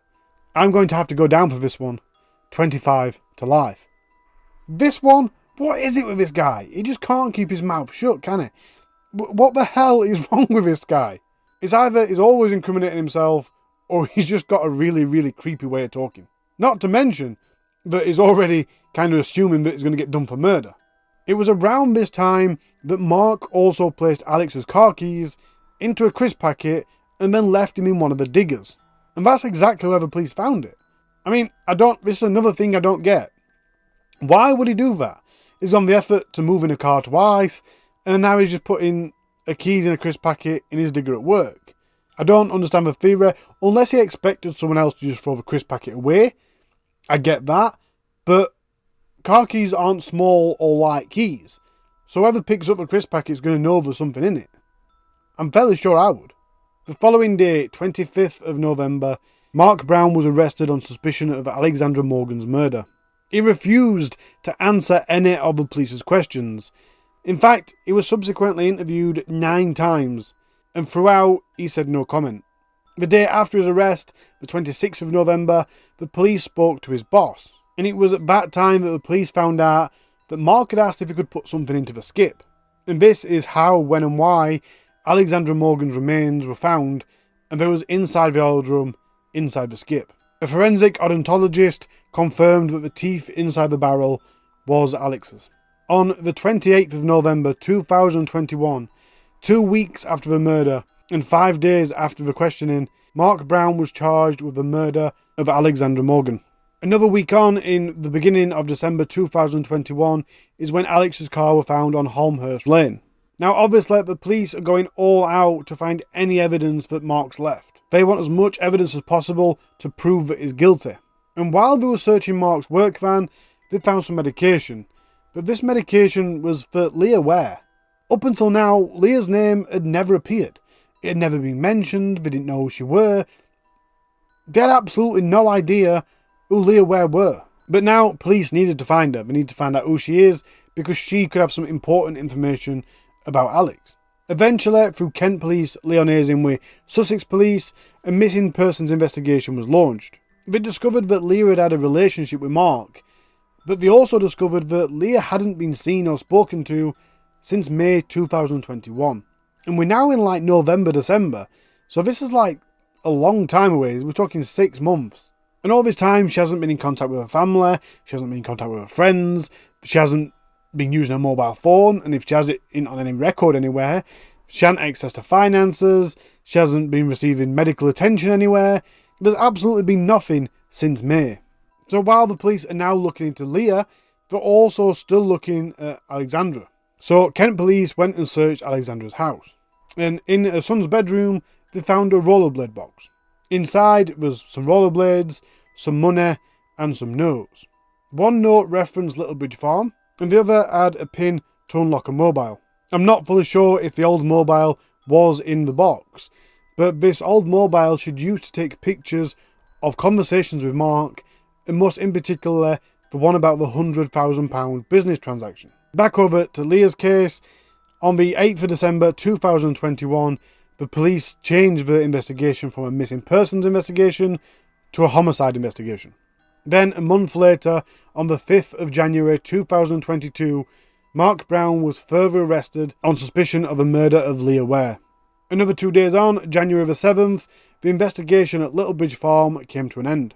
Mark was interviewed by the police on the 26th and 27th of January, but again, he provided absolutely no comment. So, on the 4th of February 2022, Mark Brown was charged with the murder of Leah Ware. In March 2022, he appeared at Lewes Crown Court. The trial date was set for the 17th of October, and Mark pleads not guilty to both murders. So who is Leah? And why is he all of a sudden being charged with a murder? Nobody knew who she were, police weren't looking for her, police didn't even know her name until they found that medication. Or had it. Now we're going to have a look at Leah. Please do bear with me. I know that this is one massive brainstorm, but just bear with me. There's lots of little bit of information that did seem random, but are now going to start making sense as all this should pull together. You might remember quite early in this case, I told you that Mark had told Elizabeth, his school friend, about a woman called Leah. He always talked about her in past tense. He said that she was his soulmate and that she'd killed herself. Well, at his trial, Mark told the jury that Leah was still alive. So let's go way back to 2018. It was the 25th of March 2018 when Mark Brown used the username Fistimuck or FisterMC, and he contacted Leah on Adult Works, the same site in which he'd contacted Alex. He made a booking with Leah and he met her a short while after, but he did tell the court that this weren't the first time they'd ever crossed paths. He'd originally met her 10 years before in a junk shop, and then he bumped into her again a few years later outside a Domino's takeaway. Although lots of people had lots of nice things to say about Leah, she did have a troubled past. She used drugs, she had mental health conditions, and she was receiving medication for... I don't know if she was receiving medication for the drug use, because that's something we do in the UK, strangely, but she was also receiving medical help for the mental health issues. 9 months on from that booking, in December 2018, Mark and Leah were in this relationship that had really blossomed. So much so that Mark had rented a flat for Leah. It was in Guesting and it was called the Avenida flat. He paid the deposit as well as the first 6 months worth of rent. At this time, she was referring to Mark as her sugar daddy and he was referring to her as his princess. Can we just hold on a second here, because although we've gone back a few years, Mark still has a partner and still has children. This guy has so far in this story spent a load of money on Leah. Then he's had lots of time to talk to Elizabeth a little later on. He's had lots of time for Alex. He even spent a full day driving her to Yorkshire and back. And this guy's got a partner and a child at home. How is that even possible? Anyway, according to Mark, him and Leah broke up a short while after. He said that he'd only really bought her the flat rented her the flat to help her get on her feet in hopes that she'd get her 3 children back. For anyone wondering, her 3 children were currently in the custody of their father and Leah's mom. Another few months down the line, in March 2019, Mark got permission to collect Leah's prescriptions. He did so 4 times a month from a pharmacy inside a Sainsbury's supermarket, and at this time it was also withdrawing money on her behalf from her account. 2 months further on, in May 2019, Mark bought Leah a Pomeranian dog. And yes, for those of you that are quite switched on, it was believed to be the same dog that the bones were found in the lake. Leah called the dog Lady, and Lady was just one of the many animals that Mark went on to buy for Leah. She was besotted with Lady, and Lady followed her everywhere, even to the toilet. The other animals that Mark bought for Leah included a horse called Bertie, another dog called Duke, and several goats. Although Mark later told the court that the reason he bought the goats was more to cut the grass than anything else. In June 2019, Leah's lease on the flat expired, so she moved out of the flat, and this was when she moved to Littlebridge Farm. While on the farm, she initially lived in a static caravan, but Mark had always been told by the landowners who were renting it off that no one was allowed to live on site. And the landowners ended up seeing this caravan, told Mark off, so as a result, Mark burnt it down.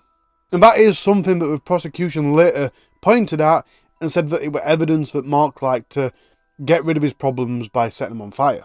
Obviously, now Leah's out of the home again, so she's still living on the farm against the rules, but now she's living in a shipping container. In December 2019, Mark began working as an abnormal load pilot. That's basically one of them. Have you ever seen an abnormal load? So like a static caravan or a cabin or something on back of a lorry. They're usually escorted by cars, vans, and that's called a pilot.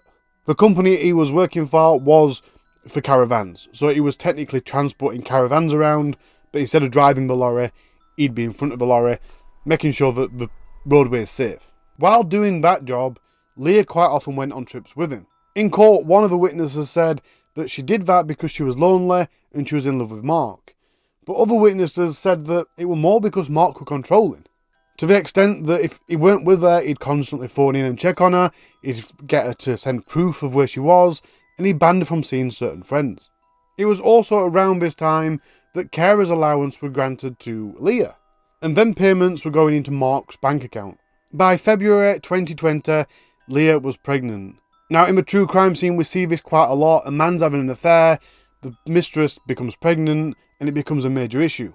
I haven't got all that much information about this pregnancy, but at 20 weeks, she terminated the pregnancy. Mark told the court that this was a really hard time, and he relapsed on drugs and he took them with Leah as a way to stop the pain. On the 24th of November 2020, Leah was found slumped against a car wheel. She was then admitted to hospital, suspected of having a drug overdose. When at the hospital, she was found to be pregnant again, but she told the nurses that she didn't want the partner to know. A couple of weeks later on the 11th of December, Leah was stopped by police when she was driving Mark's car without insurance. She was visibly upset and she told the officers that she was on the way to arrange a termination. She had that termination on the 14th of December. Also during December, Mark lost his job as a pilot driver. That came after Leah had accompanied him on a job when he'd been told she weren't allowed. It was after losing this job that Mark started working for the building company that he was working at the time of Alex's murder. But obviously it weren't at the same building site, or probably not, because he was working at lots of different building sites around Kent and Sussex. Text messages from around this time show that Mark and Leah were having several arguments. Some or most of these arguments centred around the fact that Mark wouldn't leave his partner. Yes, don't forget, unbelievably, throughout this entire case, Mark has got a partner and a child at home. Messages that Leah sent included, "I've never felt so unwanted by someone I love," and "I thought I was your princess, your soulmate." It's thought that Mark's partner had found out about the affair just shortly before this. He later told the court that he had considered leaving his partner in February 2020, but he was hesitant to do it and he didn't do it because he'd do anything to keep in touch with his children, adding that he originally told Leah that he would leave his partner, but not until his eldest child turned 16. Skipping forward a few months, on the 8th of March 2021, Leah texts Tony saying, "Mark locked me in." Now, Tony was a friend of Mark's who stored a van on the farm.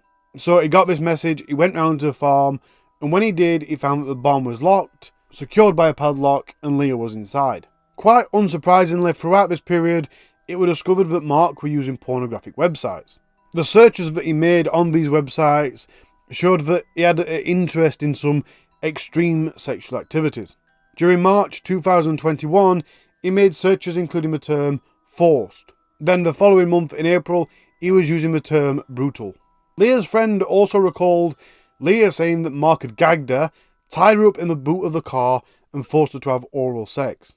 And I also found that the Daily Mirror, a newspaper, had reported on this, saying that he had paid her £3,000, but we can't always trust newspapers, so I don't know how reliable that is. However, I do know that he took photos while she was tied up in the car. In the middle of April 2021, Mark took a 2-week security job at the Mecca Bingo Hall in Ashford. During that time and during that job, he was accompanied by Leah and the 2 dogs. Now this is where Leah's story gets really dark and interesting. On the 5th of May 2021, Leah reported a bank card as stolen or lost, and then she transferred money from one account to another. She then met Jack, who was a local drug dealer that she'd chill with. They had sex, and then she drove back to Littlebridge Farm with Jack. Jack says he was quite surprised at living conditions, and apparently Leah referred to a landlord, who was Mark, as creepy and weird. She later drove Jack back from Littlebridge Farm to his caravan, and that was the last time he ever saw her alive. On the 6th of May, £2,365 was paid into Leah's account. It was arrears of the carer's allowance, which I forgot to mention, Mark had renewed that January. Up until now, it's quite consistent that Leah is a regular user of the Lloyds banking app, but the last time she used that was at 26 minutes past 5 on the evening of May the 7th. A text message that she sent to Jack was the last outgoing communication from Leah's phone, and that was also on May the 7th. Throughout May the 7th, Leah's phone was constantly at Littlebridge Farm.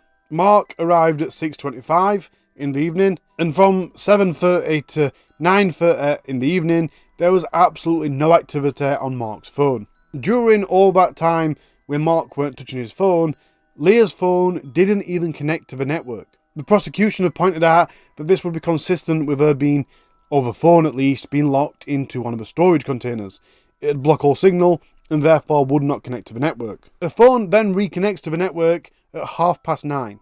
But none of the calls were being answered, including one from Jack at 9:38. Half an hour after her phone became visible to the network, at 10:01, her phone went back to being invisible on the network, with Mark leaving another 40 minutes later at 11:19. Mark returned to the farm the next day, the 8th of May, at 8:30 in the morning. This was about the same time that Leah's phone reconnected with the network for the first time. The prosecution pushed that that's because Mark had got to the farm, he'd opened the door so the signal could transmit. But that afternoon would be the last time a phone ever connected with a network, and that was at 2:38 that afternoon. Throughout most of that time, in fact throughout most of that day, Mark was on the farm. He spent 9 hours there. During that time, he spent time on the phone with his sister, and he was asking if she still wanted a dog. She said yeah, so on the 9th of May, the next day, he took Duke, one of Leah's dogs, to his sister's. And either on the way to his house or on the way back, he picked up Leah's new bank card. On the 20th of May, 2021, Mark started using Adult Works again. That's less than 2 weeks after Leah disappeared. His previous Adult Works account had been closed down because he hadn't been active for over a year. Also, during May 2021, his porn searchers were now looking for the keyword reluctant. Throughout this time, he was also using the terms beaten, rape, and gangbang. It was only another 2 weeks later that he first made contact with Elizabeth, the old school friend. In the months following Leah's disappearance, Mark continued to collect a prescription 4 times a month, with the final time he collected it being the 22nd of November, which was more than a week after Alex's murder and the day before police spoke to him at the farm. He was also still making cash withdrawals from Leah's account, even after Alex's murder. At times, he'd even withdraw £1,400 a week, which was the most that she was allowed to withdraw a week. Sometimes he even put all the money straight into his own bank account. So as I mentioned earlier, it was the 17th of October 2022 that the double murder trial for Mark Brown began at Hove Crown Court. The prosecution made a case that Mark had killed Leah and he'd tried to dispose of her in the same way that he had Alex, adding that he had used the shipping container in some shape, way or form. In defence of himself, Mark Brown appeared in the witness stand. He claimed that Leah was still alive and that he'd been collecting her prescriptions and stuff on her behalf and leaving it in the horse box for her to collect. He admitted to stringing her along and said that it led to arguments in which he'd blow up at her. He also said that it was hurting Leah emotionally and they was fighting all the time over her use of drugs and his refusal to leave his partner. He said, "I only told Leah I would leave Lisa when Leah was pregnant. I never planned on leaving Lisa until my eldest child was 16, and Leah knew that. It changed slightly when Leah was pregnant, then I told her I was going to leave." The prosecution put to him, "You said you were expecting to be arrested, and you told Alan Downs when he asked what for, you told him murder and said double." To that he replied, "No, I said I was going away for 25 to life. I don't know where he got double from. I said I would get arrested for one murder. I didn't say double." He also claimed that Leah was the one that killed the Pomeranian dog, saying that he'd noticed it was missing and then he found it in the lake with a weight attached to its neck. He also said that he bought Leah the Pomeranian dog as emotional support. But her friends and family said that she was a massive animal lover and she would have never let any harm come to any of her pets. Mark also claimed that the only reason he went back onto Adult Works was to look for Leah, to see if she went back on the site. "I wanted to log into my old account to find Leah's previous usernames, but when I couldn't log in because of a time lapsed since last login, I created a new account because you can search members' names that way." When asked, "Did you report her missing to anyone?" he said, "No, and why not? As far as I was concerned, she was on the run. She didn't want to be found by anybody." His defence asked him what had happened to Leah, and he said, "I went to the farm on May the 7th, and when I got back to the workshop, I found a note tied to the door handle in a blue plastic bag. It said, 'I'm sorry, Boo. I'm going to get this sorted and get help. Please don't let this be the last shot. Please can you pick up my meds and money for me? My card is in your sister's and leave it in the Burtmobile. I love you.'" Obviously, where's this note now? He claimed he threw that note away.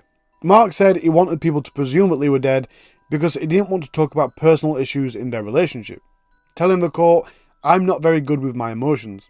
When asked to explain why he used the phrase that she is no longer with us, he said, "I used the phrase so people wouldn't keep asking questions. I wanted to speak to someone, and it was just an easier way of speaking, without all the other stuff." He constantly refused that he killed her. He said that he didn't harm an hair on her head, and he also denied being controlling towards her. Regarding Alexandra Morgan, he said that she arrived at the farm for a scheduled meet-up, and then she went out to his car to get some cigarettes. As she did, he heard a noise. Alex had fallen over, cracking her head on an angle iron. He said the fall and the bang to the head caused her to die. He caught a glimpse of her in midair as she fell, like a cartoon when someone slips on a banana skin. He added that he presumed that she'd kicked or trodden on something, probably his toolbox. He placed a beach towel under her head to stem the bleeding, checked for a pulse, and performed CPR. When he were asked why he didn't alert the authorities, he told the court, "I've got a dead escort on my workshop floor. There's blood everywhere. What does it look like? How would I prove she had an accident?" It looked like a murder scene. In December 2022, Mark Brown was found guilty of both murders after a 6-week trial. On the 13th of January 2023, just last week, the case resumed for sentencing, but Mark refused to attend. The judge sentenced him to 2 life sentences. They were to be served concurrently with a minimum term of 49 years in prison, minus the 380 days already spent on remand. In the courtroom, there was claps and cheers from the gallery when the sentence was revealed. A friend of Leah's said, "Leah was using drugs, and she said he would buy the drugs and sit and watch her smoke them, but he never took them. And then he would do weird stuff like moving stuff around, basically trying to mess with her head. Leah was going to try and get her children back, and he would make her feel like she was worthless and wasn't worth having them." To this day, Mark Brown still says that Leah Ware is alive as far as he's concerned, but she was last seen from a friend on the 6th of May 2021, just shortly before a phone went off the radar. That's pretty much all I've got for you. I feel really bad in this story that I haven't really paid tribute to the victims.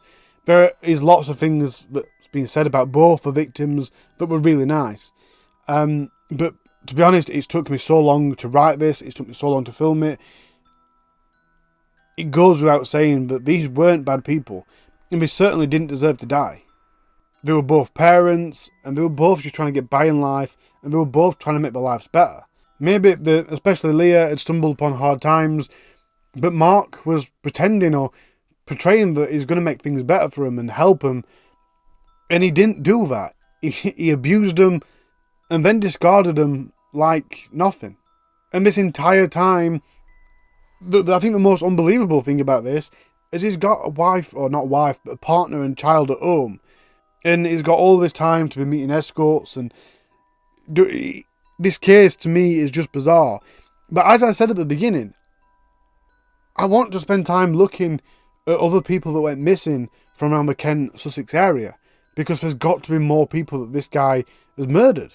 If you have any doubt that he didn't murder Leah and she might still be alive, I want to refer back to Elizabeth's messages, in which he talked about getting rid of things in the same way that he got rid of Alex. The messages that he said he'd done monstrous things, that he'd only be able to tell her if they were in a relationship. And he were trying to become in a relationship with her by what it sounds. So could she have been the next victim? I can't wait to hear what you guys think about this. It really were an hard case to write. It really were an hard case to edit. So I hope I've done it justice. I hope I've done Leah justice and Alexandra justice. Such a horrible case, and my love goes out to their families and to Mark's family. What an absolutely awful thing to find out that your partner's been doing. Until next week, guys. Bye.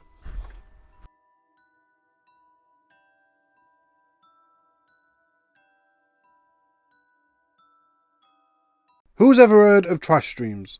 Well, trash streams, which are predominantly Russian, are where you stream and the viewers tip you to do awful things. You could say that they're dares, but the key part here is that people are tipping you, giving you money to get you to do them. Now, this stuff usually consists of being horrible to somebody else, humiliating them, beating them, hitting them, and whatever else. Stas Reeflay is the person we're talking about today. He was a trash streamer in Russia, and he killed his girlfriend for a $1,000 tip. He didn't intend to kill her, but what he did was just absolutely evil. Before we get into it, let's not forget the disclaimers. This is a true crime, it involves real people, then real people have real families. So although I do want you to comment and I do want you to share, please do so with sensitivity. Born in 1990, 30-year-old Stanislav Reshetnikov was known as Stas Reeflay. And obviously, I want to call him Stas because that is so much easier to say. It's really hard to get a good gauge on how many subscribers he had, or even when he started his channel, because his channel's been deleted, and for some reason reporters have completely missed out that information. But I also found that he apparently had over 4,000 subscribers at the time of this incident. His girlfriend was 28-year-old Valentina Grigorieva, so she was 2 years younger than him, and she'd be described by Stats and his viewers as a genius, an actress, and she graduated with honours. She'd also recently announced on a stream that she was in the early stages of pregnancy with his baby. However, that is something that is massively debated. Both Stas and Valentina were Russian nationals. They were living in Ivanovka in Russia. Valentina blogged and featured on Stas's channel quite often, and although Valentina was the subject of this trash stream quite a lot, she wasn't the only victim. There was a disabled guy who Stas would hit repeatedly on his lives. He made him drink oil, and even got a tattoo of the viewers' names, live on the stream. At one point, Stas had even drove an ex-girlfriend to attempt to take her own life. One of the most reoccurring people on Stas's trash streams was an homeless guy that he'd brought in, he'd give him shelter, give him food, give him drinks. Now, that sounds like a lovely thing to do, right? But let's remember, this is Stas we're talking about. It weren't just shelter, food and drink that we were offering. This homeless guy immediately became the subject of these trash streams. He'd beat him, he'd slap him, he'd spit in his face, he'd crack eggs on his head when he weren't paying attention, he chucked buckets of ice water on him while he was sleeping. At one point, he even peed into a cup and asked the viewers to pay to get him to pour it over his head. But nobody paid for that. Instead, what they paid for was to make him drink it. And that's what this guy did. However, this guy has always said he's okay with this abuse. At one point, the police even apparently approached this guy and were like, look, do you need help? And this guy was like, no, it's okay, I'm a willing victim. I don't have a problem with it, it's fine. Even though this stream were making quite a lot of money, and this guy were receiving very little of it. And apparently one day this guy did decide that he'd had enough. So he was texting some friends, trying to make some arrangements and get help. And in a result, Stas got his phone and threw it off the roof of threw it from a height of where they were living and broke the phone. Then after 6 months of being on the stream, this guy did get away. But it turned out he'd gone back to being homeless, he was then desperate for food and drink, so he returned back to Stas's grip. There's also a video of Stas beating a woman up. He hits her and gets her on the floor and he's beating her on the floor. And most of these streams, he's got friends there watching. So just imagine being in a room with someone that's streaming themselves beat up a girl. I certainly don't think I could sit back and watch it, never mind being in the same room. Basically, it's extremely common in his streams for him to beat someone up, and it is more often than not a woman. And like I said, there's always friends there just chilling out, watching, sometimes even participate and help. But despite all these people that were the subject of this abuse, Valentina was quite often the main subject. She'd been pepper sprayed, she'd been beaten, she'd been hit over the head with a plank, and she'd even had hot sauce poured on her face. As well as physical abuse, there was also verbal abuse. He'd berate her and call her names, such as prostitute and smelly, and what other names he came out with. Which I think is quite ironic, calling her a prostitute. I don't know if she did sleep with people for money, but at the end of the day, he's the one that's doing horrible things to get money off strangers that he's never met. And I mean, these are really horrible videos. They're very brutal, and I'm not one to say, oh, it's hard to watch, but these videos are really hard to watch.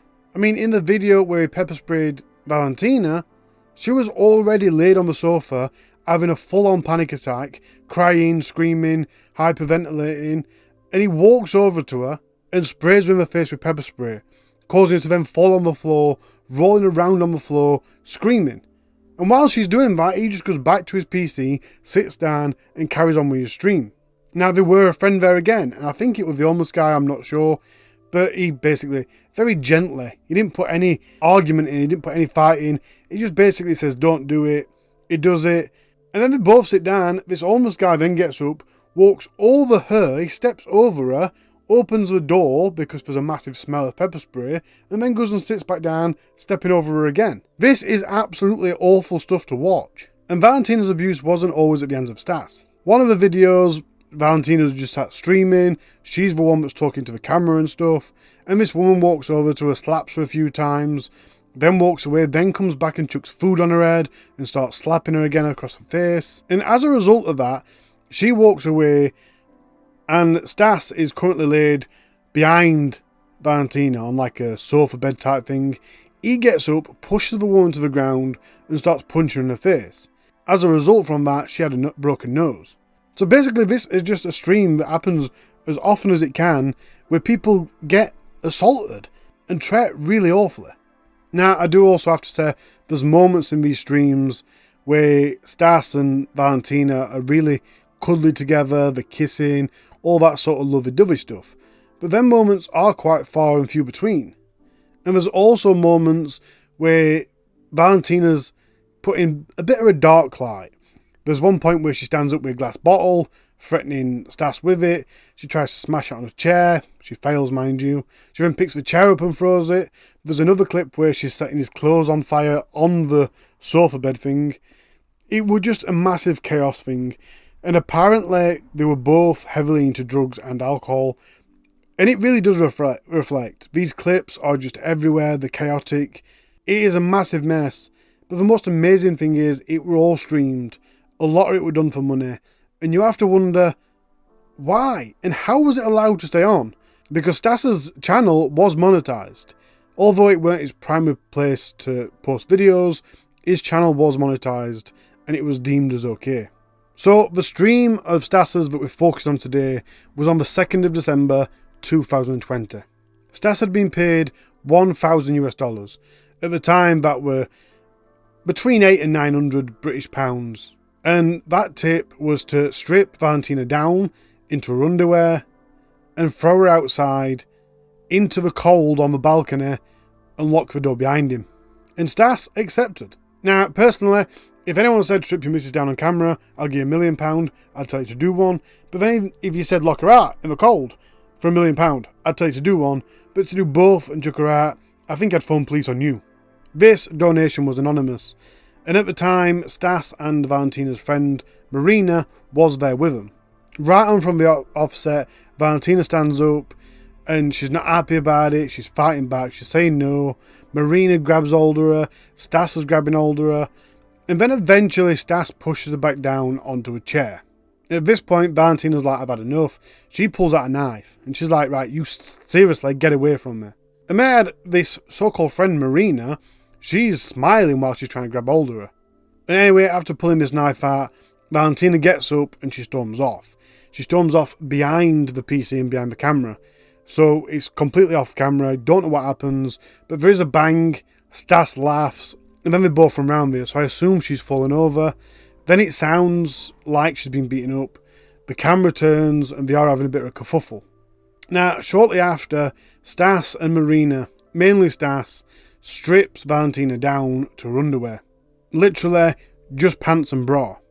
He then told her that she was smelly, and then she needed to sober up, and then he threw her out into the freezing cold, on the balcony outside, during Moscow's winter. And this, by the way, is early hours of the morning, well before the sun rises. Apparently, it was like -5 degrees out there. And it's also reported by somebody that before or as he was locking her out, he chucked a bucket of water on her.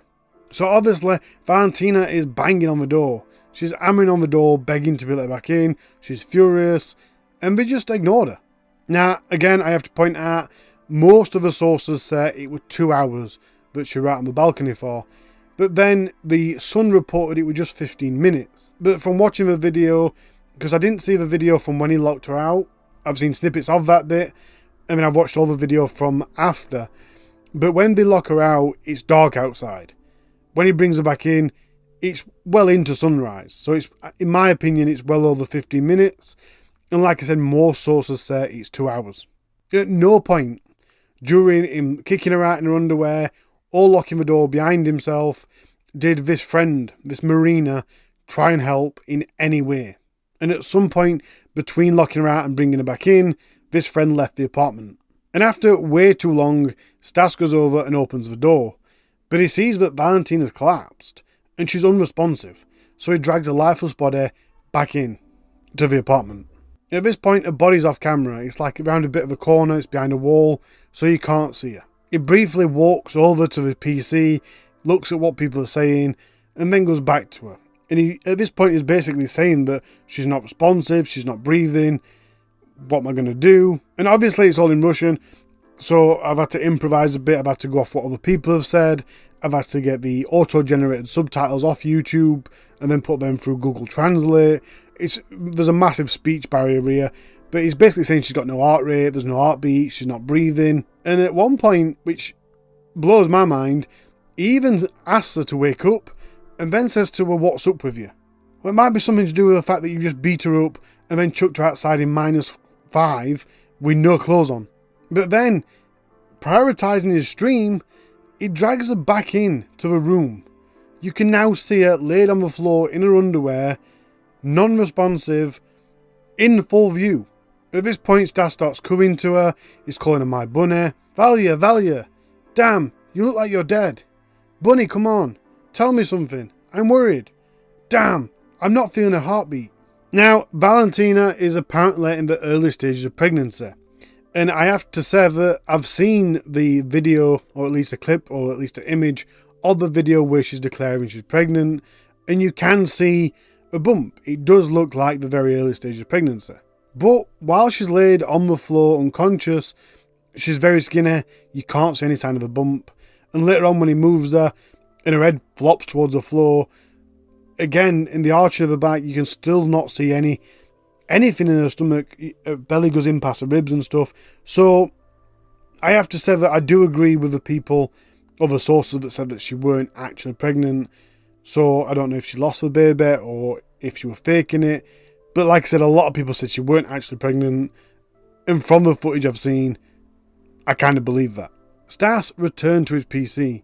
He returned to his stream, which was still ongoing despite the fact that he's just found out he's killed his girlfriend. All the time, throughout this first section of the stream, you can see Valentina laid over his shoulder behind him. He tells the viewers, "Guys, no pulse, she's pale, she's not breathing." Apparently it was a viewer that called the emergency services. Now, I'm not too sure about that, because there is a section where he spends about 4 or 5 minutes on the phone while he's kneeling over her, like feeling her neck and stuff. So I have to assume that was the emergency services, because I don't speak Russian, so I can't really put into context what he's saying or what he's talking about. But it is reported that one of the viewers called the emergency services. Throughout this entire ordeal, he's going back and forth between the PC to see what people are saying, and then back to Valentina. Every time he's at his PC, he's having a swag of his alcoholic drink, and at times, he's talking to the camera, being quite high rate. He starts off by feeling Valentina's throat, he's shaking her, he's feeling for a pulse, he's trying to get a response, he's slapping her, trying to wake her up. Then, 2.5 minutes after he's brought her in, he walks back over to her and does a very, very, very poor attempt of a kiss of life. Like, there's no compressions or anything, he just kind of blows into her mouth twice. And then he goes back to his PC and does this really, really rubbish attempt at a fake cry. And it was quite short-lived as well. 4 minutes after he'd brought her into the apartment, he puts his coat on as he walks over to her, because he were just wearing a vest. And now he tries some chest compressions. And again, he's slapping her on the face, trying to wake her up. And he's still going back and forth to Valentina, to his PC. And then he disappears for 2 minutes and comes back on the phone. And this is where I think he's on the phone to the emergency services, because he checks her pulse, he slaps her about a bit more. And then he's on the phone for these couple of minutes, and then he just goes back and sits at his PC. He still does go back and forth, but from this point he's spending more time on his PC than he is with her. After about 15 minutes since he brought her in, he picks her up and he carries her onto the sofa bed thing. Now, all this stream, she's been on the right hand side of the camera, right hand side of the screen. But now he's picked her up and put her on the left side of the screen. He covers her up with a coat and then sits back down. So now you can see her over his right shoulder, basically. It's more to the right. You've got a really... Her face is almost as big as his on the screen. It is ridiculous. And obviously this is even worse. Alright, now he's covered her body up, but she's really close to the camera. He then cries to the camera a bit more, and then after a bit, he turns the camera and zooms in.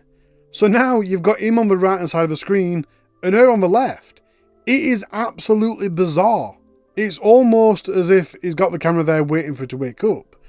And I can't imagine if that is what he was doing, then my gosh, this boy has absolutely no sense of first aid, because this entire time she's been in that apartment, 15 minutes, she hadn't had a pulse. So I was expecting her to wake up if that's what we were doing. I have no idea. And I don't think that's what we were doing. I think he knew she was dead right from the very beginning.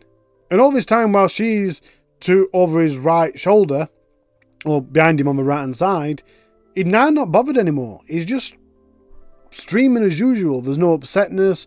If anything, he just looks a little bit tired. And like I said, the sun is rising at this point, so he's probably been up all night and he probably is tired. So it's about an hour and a half after he's brought her in that there's a knock on the door. Now the woman at the door is who I assume is a paramedic. He gets up, answers the door, lets her in. And this bit, to me, is as shocking as the rest of it. Because this paramedic walks over to Valentina's body, looks at her for a few seconds, like completely, oh well, you've messed that up type thing. Moves her arm a little bit, might be checking for a pulse, but if she didn't hold it long. Then feels for a pulse in her neck. And then kind of just goes and sits down at the coffee table and starts writing notes. There was absolutely no check other than a quick feel for the pulse. There were no resuscitation attempts, absolutely nothing. It was like a lost cause before she'd even walked in. A few minutes later, this paramedic's joined by a colleague, and yes, the live stream is still ongoing. People are still watching this around the world, seeing it in real time. And during this bit of the stream, Stas is now sat with his back towards the camera, looking at the paramedic. So you've got him here, looking at his back. You can still see Valentina there, and you can see the paramedic at the other side of the room. The entire thing is being broadcasted. But even worse than that, the paramedics then just leave. Stas turns around and carries on his live stream. Valentina is still laid dead on the sofa. And his live stream continued until the police arrived. The first reports obviously speculated that Valentina must have succumbed to hypothermia and froze to death. But the forensic evidence examination later concluded that it was actually a head injury that was sustained during the attack that was the cause of death. Valentina had craniocerebral trauma, which, if you don't know, is practically brain damage, and multiple bruising on the face and hemorrhaging of soft tissues. A basic outline of her injuries basically said that she'd sustained very serious head injuries, facial injuries as well, and 3 blows to the face, as well as multiple bruises. Valentina, that day, had been severely beaten before she was put outside in sub-zero temperatures, wearing just her underwear. Stas testified that on the day in question, he hit the deceased several times on the head and admitted beating her. Psychological and psychiatric assessments were being done on Stas, and they found him to be sane and fit to face trial. As Stas went into the court in Moscow, his mom was seen kissing him. At one point, she told people that Stas wouldn't hurt a kitten and was very kind. I mean, sure, you can argue that he wouldn't hurt a kitten and he's a very kind person that wouldn't hurt anybody. But I've seen tons and tons of footage that I wish I'd never seen of him beating people up for money. And these people are friends and girlfriends and whatever else. And he seems to enjoy it. He seems to laugh quite a few times when things like this is happening. Stas's defence basically claimed that this was just a prank that went wrong. And Stas had always claimed that he weren't guilty, completely outright saying, I didn't kill her. It weren't my punches that killed her. He even claimed that she'd died of a stroke. He told the media, on my streams, they called her genius. She was an actress who graduated with honours. She truly wanted a real relationship, but I couldn't be with her. You see, she was a prostitute. I don't want a relationship with a girl like that. He was convicted of intentional infliction of grievous bodily harm, dangerous to human life, committed with the use of an object used as a weapon, resulting in the death of the victim by negligence. And for that, the Russian court sentenced him to 6 years in a strict penal colony. 6 years. Wow. A leading Russian senator called for specific legal punishments, including harsher sentences and fines for trash streamers that highlight cruelty. This is becoming more and more widespread, so it is necessary to legislatively respond to the form of activity. Incredibly, as far as I can find, nobody else got charged for this. Not the viewers, not the anonymous person that paid him to do it, not even the woman that helped him do it, which I think is just absolutely atrocious. If anything, the woman that helped him kick her out, the woman that helped him strip her, and I'm fairly sure she testified as a witness, surely she should be punished as well. Now, let me just clarify. I do agree with the Nuremberg Code. I don't care if you've been paid, if it's your job, or whatever other reason you think you have. If you're doing horrible things, you're an horrible person. End of. And if you're receiving this abuse, right, let's get it clear. Because Valentina and the other people that hang around or hung around with Stas, including the homeless guy, all think this is fine. And look, he's letting me have an house and he's a cool guy. It's not fine. Even if you consent to being abused, and this is a big thing for domestic abuse, they consent to this abuse and they don't want to make a legal complaint. Now, I understand it's hard to prosecute somebody if the victim won't be a witness, but this is on live stream, and I'm also a massive freedom fan. So fair enough, if you want to do some things, you don't want to do something to somebody like whip them with a towel and then get put in prison for it, don't get me wrong. But for somebody like this, who's constantly beating women up, hitting men, and doing other bizarre things to people on his stream, surely there's a line here where we go, no, that's not okay, this person is put in prison. That's not okay, this person needs squashing. These people don't love you, don't respect you, don't care for you. You're just a tool for them to make money with. Now, another thing. Don't matter if you're not the person doing it. Doesn't matter if you're not the victim that it's been done to. If you're watching this sort of stuff, you're condoning this sort of stuff. If you're paying for this sort of stuff, then you're sick in the head. If you're watching it, you're a bit sick in the head too. But even if it's just on or something, if someone's doing this and they can see that, because apparently there were thousands to tens of thousands, so there were potentially at least 10,000 people watching this stream. That means 10,000 people encouraged this. You can say what you want, but it is encouraging. If a streamer's doing something and they can see that they've got thousands of views, they're going to take that as encouragement. They're going to put it on the back. It's going to gain momentum. It's not right. Stop watching this nonsense. But even worse than that, apparently, these viewers begged him not to stop the stream. This is why he kept the stream rolling for so long. They even paid him to continue the stream. And I have to add as well, I have seen an Instagram account that is called Free Reeflay. Now, that obviously caught my attention quite a bit. And this channel basically, or this page, basically claims that Stas is innocent. It says, Stas is innocent. Stop believing fake media and corrupt bloggers. Now, I'm all in for a conspiracy. Really do love a good conspiracy. I like to look at conspiracies, put a bit of rational thinking towards it, and see if I believe it. But I can't understand a possible theory as to why you think this guy's innocent. He was literally on camera locking her outside. He brought her back in, she was dead. What, do you think some sort of ninja spy's gone up there and killed her?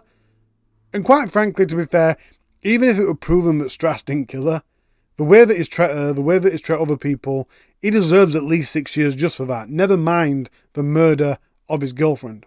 On that note, I'm just going to remind you, have some self-respect, people. Don't do things because people think it's good. Do things because you want to. Don't hurt yourself. Don't let anybody hurt you. Have some self-respect, people. You're worth more than that. And that leads me to say, all I'm saying is, I love you. Take care of yourself. Take care of each other. And I'll see you next week. Bye. Straight in with disclaimers. This is a true crime story. It involves real people, and then real people have real families. So although I do want you to share it, and I do want you to comment, please do so with sensitivity. Thank you to GTQN for this one. It requested, and I'm doing it. Poppy Devey Waterhouse was born in London in September 1994. She grew up in Frome in Somerset, England, and from a very early age, it became very clear she was gifted. she was very intellectually gifted. She'd sit in nursery and pick patterns out of the carpet. It was very clear she had something special. Her gift, as we're calling it, just continued to bloom. So much so that she moved up in class. In year 5, she was moved to year 6 because she was excelling in class that much. So for the 60% of you that are watching that aren't in the UK, let me just spell it out. Our primary schools start at year 1 and end at year 6, and then it goes up to comprehensive, 7, 8 and so on. The year 1s to 6 is for age ranges between 4 and 11. So not only was Poppy skipping a year, she was moving up to the last year. And that's something that I didn't even know happened in the UK. And when I googled it, they were like, yeah, it practically doesn't happen. Now, that can't have been easy for Poppy to go a year up. She's now with a lot of children that are a year older than her. But Poppy got on quite well, and throughout comprehensive, she just continued to bloom. In fact, she was voted the student that was most likely to change the world. She went on to form college, and she gained A-star grades in maths and further maths. During Poppy's teens, she volunteered at the weekends to be a children's tennis coach. She also worked at home base in Frome as a customer service assistant. In 2012, now at 18-year-old, Poppy started university at the University of Nottingham. That's 150 miles away from her parents. And it was while she was in Nottingham University that she met Joe Atkinson. He was also a fellow mathematics student. They both graduated. Poppy graduated with a first-class honours degree in 2015, and she went on to achieve a master's in statistics. It was also in 2015 that she formally formed a relationship with Joe. Unfortunately, I couldn't find out all that much about Joe, but apparently he is a guy with huge potential, he's also very clever. I don't think he was quite on Poppy's level, but he was still up there. I mean, he's graduated and stuff like that. He knows his stuff, especially regarding maths. His mom tragically passed away when he was 18-year-old. She'd been having a long battle with cancer. And pretty much the last thing I could find out about Joe is he had a clean record. He'd never been in trouble with police, and as far as his family and friends were concerned, he weren't violent, they'd never seen that side of him. He was just a nice, good guy. Another 2 years on in their relationship, in 2017, Poppy and Joe moved to Leeds. Poppy was working as a quantitative trading analyst for William Hill, the bookmakers, and in a job application, she'd scored 100%. And that's an incredible feat. Only 1 or 2 people managed to do that. Not only that, but she was the only person during these tests at William Hill to rank in the top 10 during all 4 areas scored. Her bosses were amazed. Her rank was remarkable, which is apparently a rank reserved for the only top 5% of employees. But not only did she get into that top 5%, she was the first ever employee to do so on the first year. Again, just more evidence that Poppy was this genius. She was really good at maths, she knew her stuff, she had huge potential. It was also in 2017 that Poppy and Joe decided to go travelling together. For 6 months they travelled the world, doing things that most of us could only dream of doing. As the young and seemingly happy couple travelled the world together, visiting places like Morocco, Lithuania and Greece, they also uploaded pictures to their Instagram accounts. But then back home in October 2018, the couple ended their 3-year-long relationship. By all accounts, up until then, their relationship had been a good one. 2 months on, in December 2018, Poppy and Joe were still sharing the same apartment. But at this time, they were sleeping in separate rooms, and they were both seeing other people. But this weren't a permanent solution, and nor were it intended to be. Nobody wants to live with their ex-partner for any longer than they have to. Poppy had finally made plans to move out, and she was going to do so on the 17th of December. And during these 2 months, Joe had been acting like this kind of Jacqueline-eyed character. He were up and down about the breakup. One minute he found it difficult to accept, and then he would try to change his mind, and then the next minute he'd be like, look, I'm okay with it. It's over, it's done, I'm fine with that. But ultimately, Joe was struggling with the notion of Poppy moving on with her life. And on one occasion, he confronted Poppy's new boyfriend when he saw them out together. In a surprise and unevoked attack, he punched the man in the face twice. He was angry and swearing. Then, on the night of Thursday the 13th of December 2018, Joe had been out drinking in Leeds on a Christmas party. At this time, Poppy's 24-year-old and Joe's 25-year-old. May I point out as well, this is less than a week till Poppy's supposed to move out. She'd spent the evening at home, alone. She spent time talking to a new boyfriend on the phone, and finally she went to bed at about 10 o'clock at night. At this time, Joe was still out. He'd been seen leaving Coal Lane Society in the city centre, and that were about 20 minutes past 2 in the morning. He stopped for food on the way home, and walked back to the flat at about 3 AM. But at some point that night, or even when he got home, obviously not only was he drunk, but he was fueled by jealousy and rage. When he got into the flat, he started an argument with Poppy, who, let's not forget, has now been in bed for 5 hours. He went into the kitchen and fetched a knife, went back into the bedroom and stabbed her. The two of them ended up in the hallway. It's evident that Poppy was trying to get out of the flat, but at that point Joe stabbed her again. With Poppy now deceased, drunken Joe drove several miles to Branham, which is still in Leeds. We know that because at 20 to 6 that morning, he was captured on CCTV at the Alton area of Leeds. When he got there, he disposed of the knife, disposed of some clothes, then he went back to the flat to clean up and try and cover his tracks.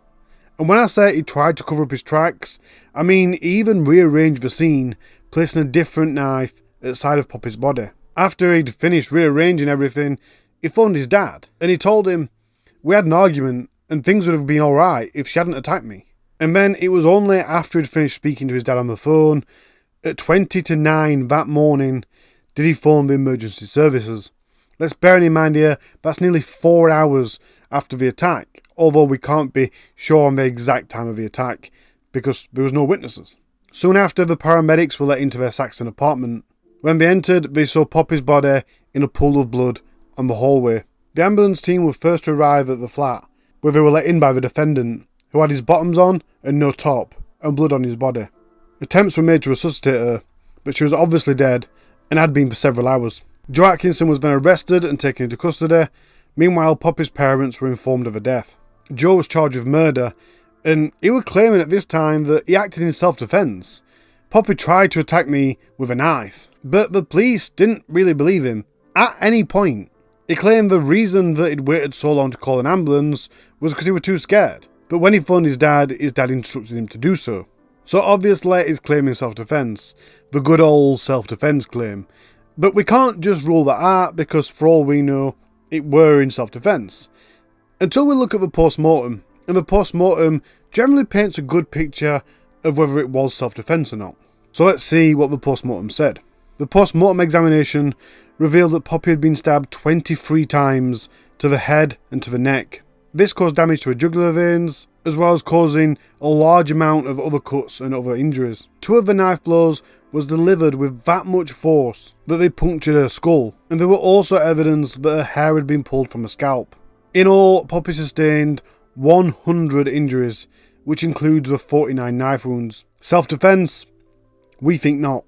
However, Joe stuck to his story, and on a hearing on the 17th of January 2019, he pled not guilty to murder and he was sent to trial.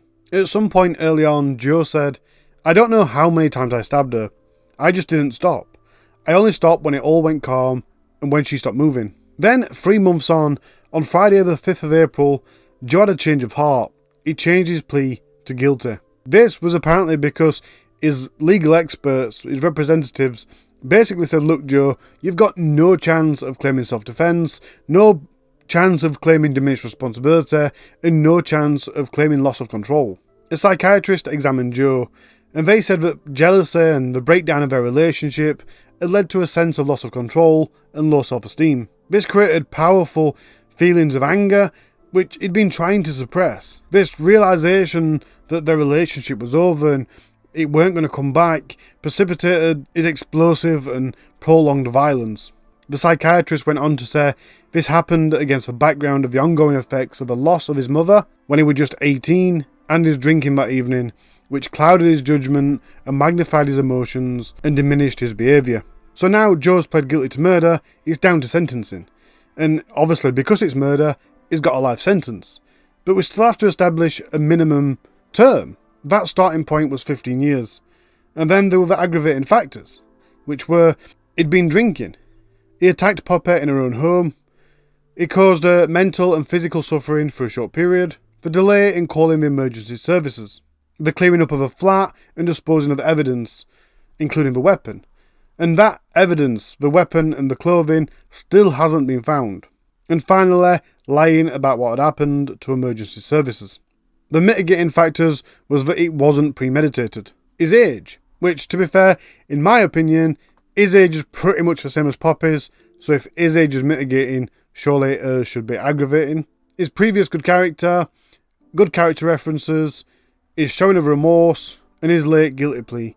Although his judge did point out that he'd only made the guilty plea because his legal advisors had basically said, look, you're not going to get anything less, so just plead guilty.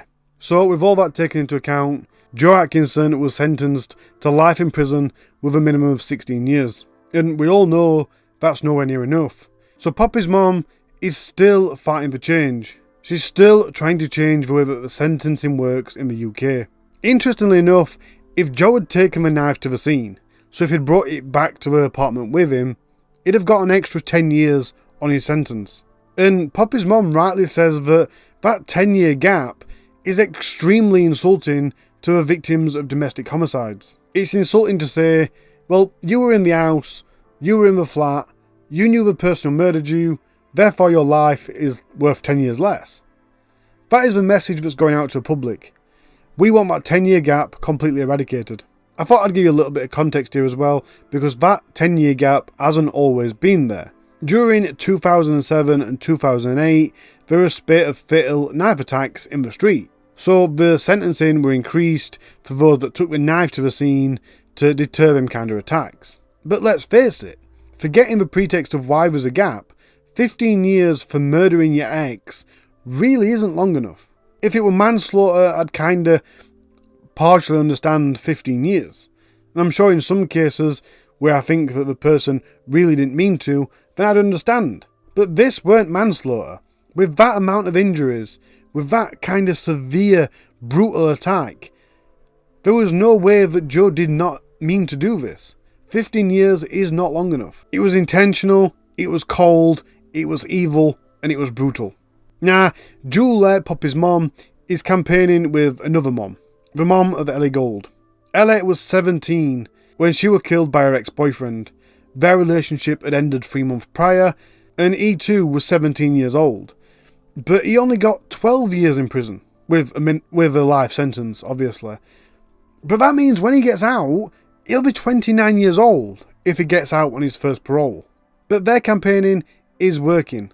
Claire Wade, KC, who is a leading criminal barrister, was tasked by the government to carry out an independent review in domestic homicide sentencing. I believe that review has now been submitted. And just over a month ago, Deputy Prime Minister and Justice Secretary Dominic Raab said, "The changes I am announcing today will mean longer jail sentences for those who kill women in the home, by taking greater account of the specific factors involved, where it is controlling and coercive behaviour, or cases involving particular savagery known as overkill." Now, I'm not a law expert. The terminology of the law just baffles me. But reading articles about this, it's going to be heavily factored on partners that have got a history of being abusive and coercive. And that does worry me, because obviously Joe didn't have a history of being abusive and coercive. Maybe I should look into the finer details of these changes. But it is nice to know that Julie's cries for help are being heard, and changes are being implemented. Whether they'll be enough is something that we'll have to see over time. And let's face it, it's something that's constantly in the comments, that our sentencing isn't strict enough anyway. Now, I don't think there's any advice that I can give here. I mean, as far as I know, as far as I've seen, Joe wasn't inherently coercive or abusive or controlling during the relationship. And I can't say, well, stay clear of your exes, because most people already do, and a lot of people still get on with their exes for years and years after the breakup. So what I am going to say is a reminder of something I say quite often. You do not own your boyfriend, girlfriend, wife, husband, whatever. They are not yours, you are not theirs. There is no ownership. Therefore you can't lose them, and you can't get them back, because they're not property. You are simply with them, or you're not with them.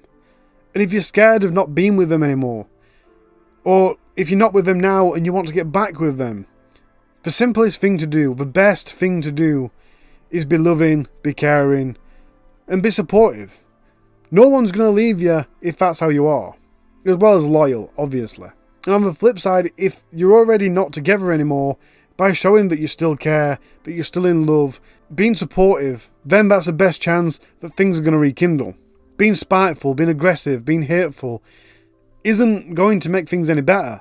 And if they are the feelings you've got, then you need to keep a clear distance. Keep away from each other.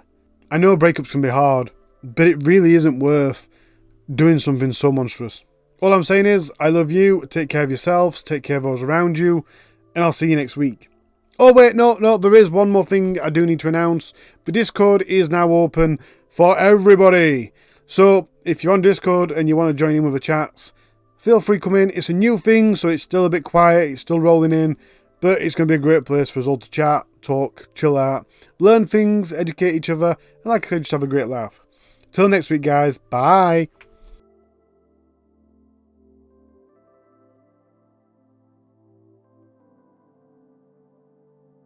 This case involves two cases, one from quite a while ago and one from quite recent. So it's best that we just start right at the beginning. But before we do, disclaimers are a must. This is a true story with real people, and then real people have real families. So please do be sensitive when you share and comment. So the start of this story is way back in 1992. Glenn Richards and Karen Richards got married. It were off to a great start. They had a happy, loving marriage. But then, 6 years down the line, after they'd already had 2 kids, in 1998, Glenn started suspecting that Karen were having an affair. He became quite obsessed with this, and it became quite abusive and toxic. So Karen moved out, and at one point, she even ended up staying in a women's refuge to escape him. Glenn did want to save the marriage, but at the same time, he had a history of not being able to deal with relationship breakdowns. During this relationship breakdown, he'd been imprisoned for harassing his wife while he was serving with a London police force. And he'd breached a series of court injunctions ordering him not to make any contact with Karen. In 2001, he'd retired from the Met Police because of medical reasons. He got his pension and a divorce were underway. He was an ex-sergeant with a history of depression. He'd been sectioned under the Mental Health Act at Watford General Psychiatric Ward, and he was living at St Albans Care Home. Due to his mental health at the time and his obsession with this relationship breakdown, Glenn was considered that much of a threat to Karen that the police saw it fit to install panic alarms. On Monday the 7th of May 2001, Glenn Richards had had a drink at the Harvester in Croxley Green. Then, at about 7 p.m, he arrived at Karen's home. Inside was Karen and her children. He broke open the door and with knife in hand, he grabbed the family dog. The panic alarm triggered audio recording devices around the house, so the following attack was all caught on tape. Karen obviously heard all the noise, so she came downstairs to see what was occurring, and he grabbed her by the hair, stabbed her 4 times in the chest and stomach.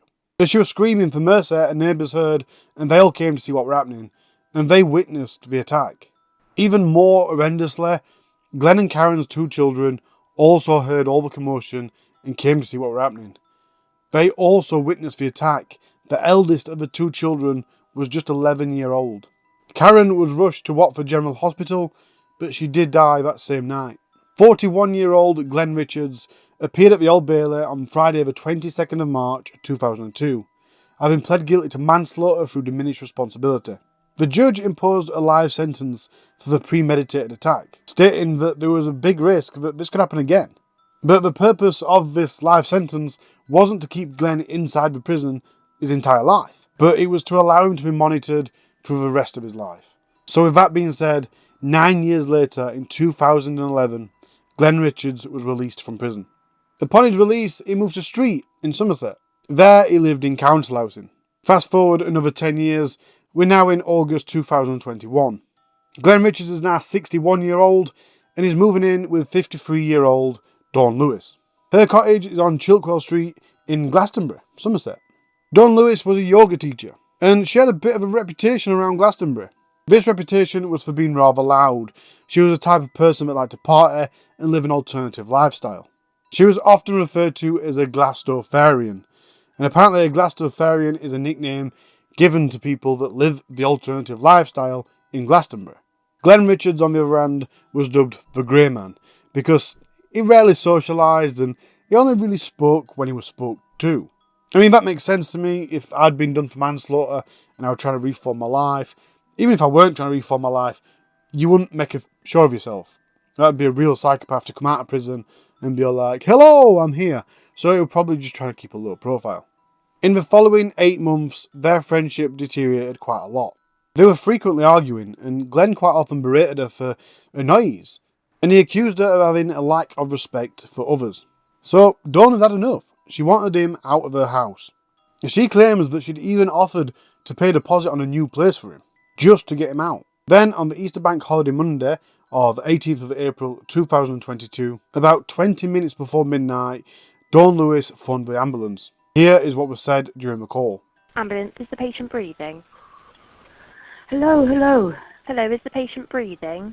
No, I don't know. I haven't touched him. Okay, what's the address of the emergency, please? I Grove Street. In what town or city? In Glastonbury. Okay, and I just need you to repeat that address for me so I know I have it right. In Grove Street. Okay, what number? Okay, just tell me exactly what's happened. Right, I don't know really what happened. He's a lodger. I wanted him out. Yeah. I said no.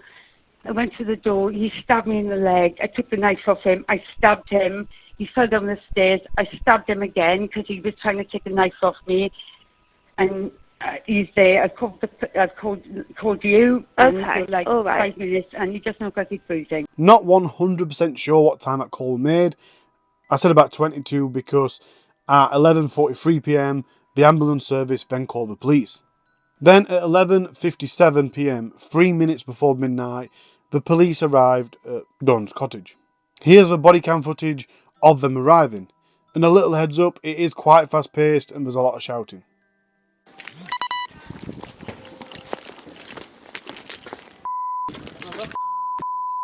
Not this way. The gate is closed, it's back closed. Back.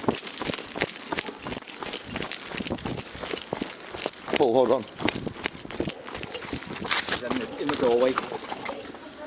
Right, move back. Officer with the taser, Step away. Step away now. Step away. Move backwards. For those of you watching on the podcast, that footage shows the police running up the street to Dawn's cottage. I think she opens the door, and as she does, the police point tasers at her, tell her to back into the house, and as you can hear, they make her lay on the floor, and so on and so forth. So now we've got a pretty good idea of what happened, or at least from Dawn's version of events, what happened. Dawn claimed that she feared Glenn, and she was worried that he'd do something to her because his mental health was deteriorating. She later told the jury that Glenn had become increasingly obsessed with her. It was alarming to her, and that's why she'd started carrying a knife. I mean, that must be awful that you've got somebody living in your house who's become that obsessed with you, you're having to carry a knife around your house to protect yourself. At one point, she said, he started fantasizing about how he would do it differently. He would just come out with it. I was terrified he was going to jump out and stab me. I think when she says he was fantasizing, I think it refers back to Karen. I don't think he was saying, I'm fantasizing about killing you. I think she was referring to, he's fantasizing about how he could have killed Karen differently from how he actually did it. Either which way, she was scared that it was going to kill her. That afternoon, before the ambulance had been called, Dawn received an angry text message from Glenn. During that message, he called her a grade 1 narcissist. And he also said, I am not a threat to you. You are not a nice person. I am not leaving here, at least until I've seen my boys. After that, who knows? According to Dawn, later on that evening, Glenn was pacing back and forth upstairs. And then all of a sudden, there was an almighty bang. Dawn ran upstairs quite panicked, broke down the door, and saw him holding a knife. And then he lunged at her. She told Glenn, look, I want you out of my house, and he refused. So she walked over to the door, and then he stabbed her in the leg. Fearing for her life, she managed to get the knife off him, and in self-defense, she stabbed him. As a result of the stab wound, he fell down the stairs. And I assume then she followed him down the stairs, because she claimed that he was trying to get the knife back off her, and that's when she stabbed him for a second time. You will have to bear with, because there is slight inconsistencies from what she told the police and what she told the court. But the general gist of what happened is still the same. Here's what she said in her own words to the court. He lunged at me and I saw he had a knife. I grabbed his arm. Then I bit him. He dropped the knife. He was going to kill me. I picked up the knife. I think at this time I thought I stabbed him in the stomach, but he was still holding on to me. I know I stabbed him. It was me. Nobody else. I have to own that. She told the court that when he fell down the stairs, she wanted him to have broke a leg or be unconscious. And I suppose that is what you'd do if it was self-defense. You'd want him to not get back up, but still be roughly okay. And she continued. He was sitting at the bottom of the stairs, looking up, with a knife still in his hand. He was conscious, and he had a knife in his hand. He then slouched, and the knife dropped. He cried out, "Help me!" He grabbed my ankle, and I fell on my knees. He went for the knife, but didn't get it, so I grabbed it and stabbed him. As you probably heard on the police body cam footage, Dawn was originally charged with GBH, grievous bodily harm. However, Glenn Richards didn't survive the night. In fact, I don't even think he made it out of the house before he died. So the charge was then changed to murder. Glenn had suffered 5 large stab wounds, 2 of which were totally fatal. Dawn, on the other hand, had sustained 3 shallow cuts on her thighs. I mean, Glenn's previous conviction in mind, Dawn's version of events is quite believable. He just attacked his ex. Why wouldn't he just attack Dawn? I think the only thing out of all that that's not completely believable is the fact that she only had 3 slight, shallow cuts. Surely if he lunged at her and tried to stab her from leaving the door, it'd be more than just a slight cut. Especially 3 of them, you'd expect at least 1 to be a decent cut. But as we know, just because something seems believable at first, it doesn't make it true. Sometimes we have to dig just a little bit deeper.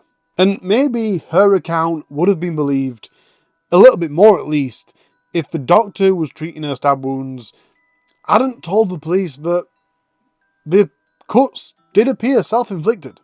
So it went on.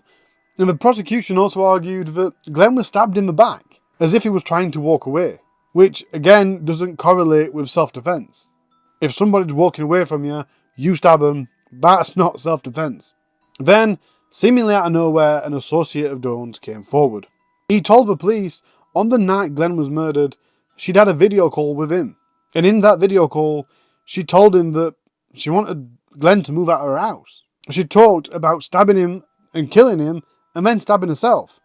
She'd even gone as far as to show the person she was on video call with an 8-inch knife. Now, put yourself in that situation. The reason he didn't call the police is because he didn't believe her. He didn't really take what she was saying seriously. He thought she was just frustrated and probably having a bit of a joke. To make that even worse for Dawn, another neighbour came forward and said a very similar thing. This neighbour told the court that there was a dinner party, and Dawn asked people how they might commit the perfect murder. Her solution to the perfect murder was to stab the victim and then stab herself and claim that they did it. He continued by saying, "Someone replied, that might work, but you've got to be careful where you stab yourself." Detectives are now on it. They've got enough evidence to suggest that this was murder and she has intentionally tried to make it look like self-defense. So they're looking for the evidence to prove that it were murder. And they uncovered voicemails left by Dawn, and then text messages between the pair. And I don't think I've got any of them, but they didn't align either. You know what I mean? Dawn was obviously the one that was more pressing and more violent. And as we heard in the message from earlier, all he's doing is going, look, I don't want to go anywhere. I want to build things with my kids. I want to see my kids again. That's all I want to do. The court trial lasted for 3 weeks in November 2022. Then, in the beginning of December, it took the jury nearly 9.5 hours of deliberation. The result was, by a majority 11-1, that Dawn Lewis did not kill Glenn Richards in self-defense. It was a premeditated, planned murder. The judge said, Glenn Richards was jailed for life for stabbing to death Karen Richards on the 7th of May 2001 in front of her 2 young sons, Jamie and Daniel. He was forever marked by the burden of guilt for what he had done, and rightly so, but he was also genuinely contrite. You decided Glenn Richards had to be removed from your life. You premeditated his killing and how you might get away with it. Your actions were attributed to anger rather than terror. You armed yourself with a knife, went upstairs, forced entry, and he was repeatedly stabbed by you. It was a savage attack. You then inflicted minor incised wounds on your thigh to make it look like you were the victim. The disparity between his wounds and yours were telling. Now, I don't usually read the victim impact statements, and if I do, I usually read sections. but I'm actually going to read this one in full. It's from Jamie, Glenn's son. He was the 11-year-old of the two, so the eldest, and he hasn't seen his dad since. I don't even think he spoke to him. I think Glenn was out of prison for 10 years, and his son hadn't seen him for 20 years, including the 10 years that he's been out. But they had recently started working to meet again. That was through the Restorative Justice Programme. Here is the victim impact statement from Jamie. In 2001, Glenn killed my mother in front of me and my brother. I was just 11, and that's the last time I saw him alive. My birth father was not a positive influence on my life. I can only recall a couple of memories with him where I can say I was truly happy. I was angry. I felt like I was laughing, crying, screaming, shouting down to the ground, believing in my head Glenn was in hell. I couldn't believe that he again had done something to jeopardise our meeting. I assumed that he'd got drunk. I assumed that he'd lost his temper and tried to kill someone again. I am constantly reminded of everything that happened with my mom. But as it happens, this wasn't the case. He genuinely changed to some degree. He was a very ill man when he killed my mom. That will never excuse what he did, and I will never forgive him for it. I will always hate him for taking my mom away from me. What I have found out through all of this was that Glenn worked on himself in prison and had started on a path of recovery. I know nothing about Glenn and his life. From what I've heard, it was obvious. He was just concentrating on seeing me and my brother through the restorative justice process, and didn't want anything to get in the way of that. We weren't going to say nice things, and what we were going to say to him was going to be hurtful. But the fact is, he was prepared to sit there and take it, like a man. I don't know how we will ever come to terms with the fact that we will never get to say these things. Time is a healer, but pain only ever really numbs. It never passes. Could we have walked away satisfied and gained some kind of closure? Because of Don Lewis, I'll never know what could have come from our meeting. And that's a very hard pill to swallow. Yes, I've had moments when I believe Glenn deserved what happened to him. But I have my mother's heart, and I believe no one, not even Glenn, deserves what happened to him. And I wanted to read that because it shows that through everything, again, it's the kids that take the impact. Even though he'd killed their mom and they absolutely hated for it, Don Lewis stole that moment off them to either get an explanation or to understand, or even to just tell him how wrong it is what he's done. And now they'll never do that. Having been found guilty of murder, Don Lewis was sentenced to serve a minimum of 20 years in prison. That's all I've got for this case, I'm afraid.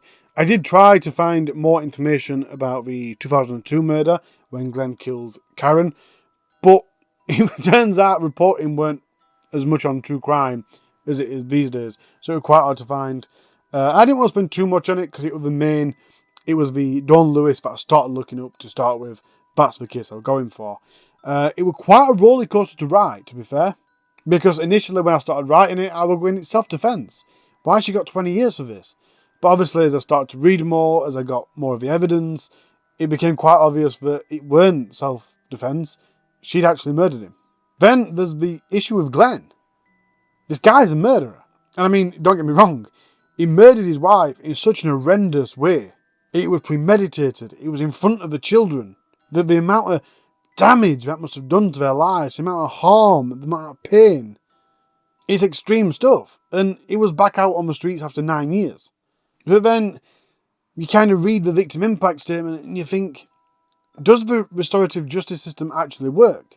Now, I know it doesn't work every time, and I'm not saying murderers should always be like, whatever, I'm not saying that. What I am saying is, did it work for him? Was it working? Because as far as I can see, although I don't understand why he couldn't have just moved out to live in a different house, there were a bit of stubbornness there, surely. Surely he could have found somewhere else to rent or somewhere else to house share with. But again, I'm not saying just because you won't move out of somebody's house doesn't mean you deserve to die. Come on. There is no advice here. What advice could I possibly give? The only thing I do want to say is just a reminder. All of us in the true crime community see this time and time again, where something looks like something and then you scratch just a little bit and you see something completely different. Things are almost never what they first seem. Always look a little bit deeper. Scratch the surface and make sure the conclusion in your head came from your head and nobody put it there. Only you. That is all for this week. I will see you Wednesday for the Stranger Than Fiction. Goodbye and thank you.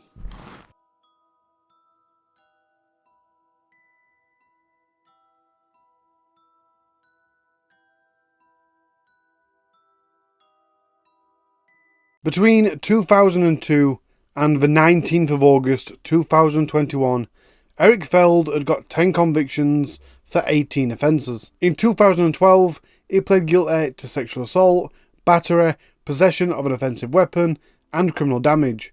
All of those named offences dated back to just one incident, on the 26th of June 2011. It was about 20 past 3 on the London Underground. Erik grabbed a woman's breast at the exit of Stepney Green Station. Then about 10 minutes later, on an eastbound district line, he brandished an axe at passengers, pushing it into their faces and threatening them. At about 3:45 on a different eastbound district line, he sprayed black paint on his face and then sprayed the word kill on a carriage window. Obviously the other passengers were very frightened.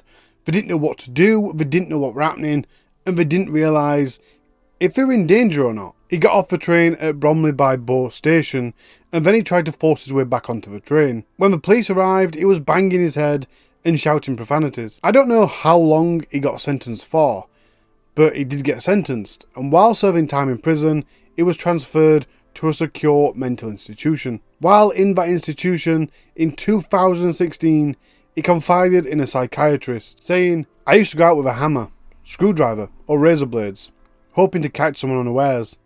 Down alleyways.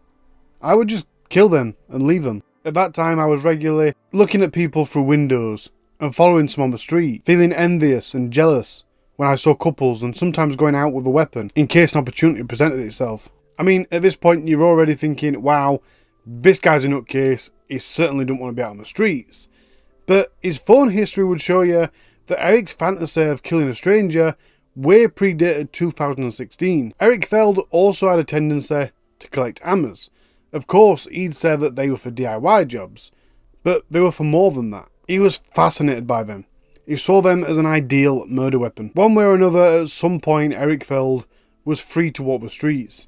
He was living on Prettyguard Road in Bow, London. And it was in the early hours of Monday, the 16th of August, 2021, that he came across 50-year-old Ranjith Kanamalij. They were both walking in Tower Hamlets Cemetery Park in East London, which is both a park and a graveyard. At night, this park is a very secluded place.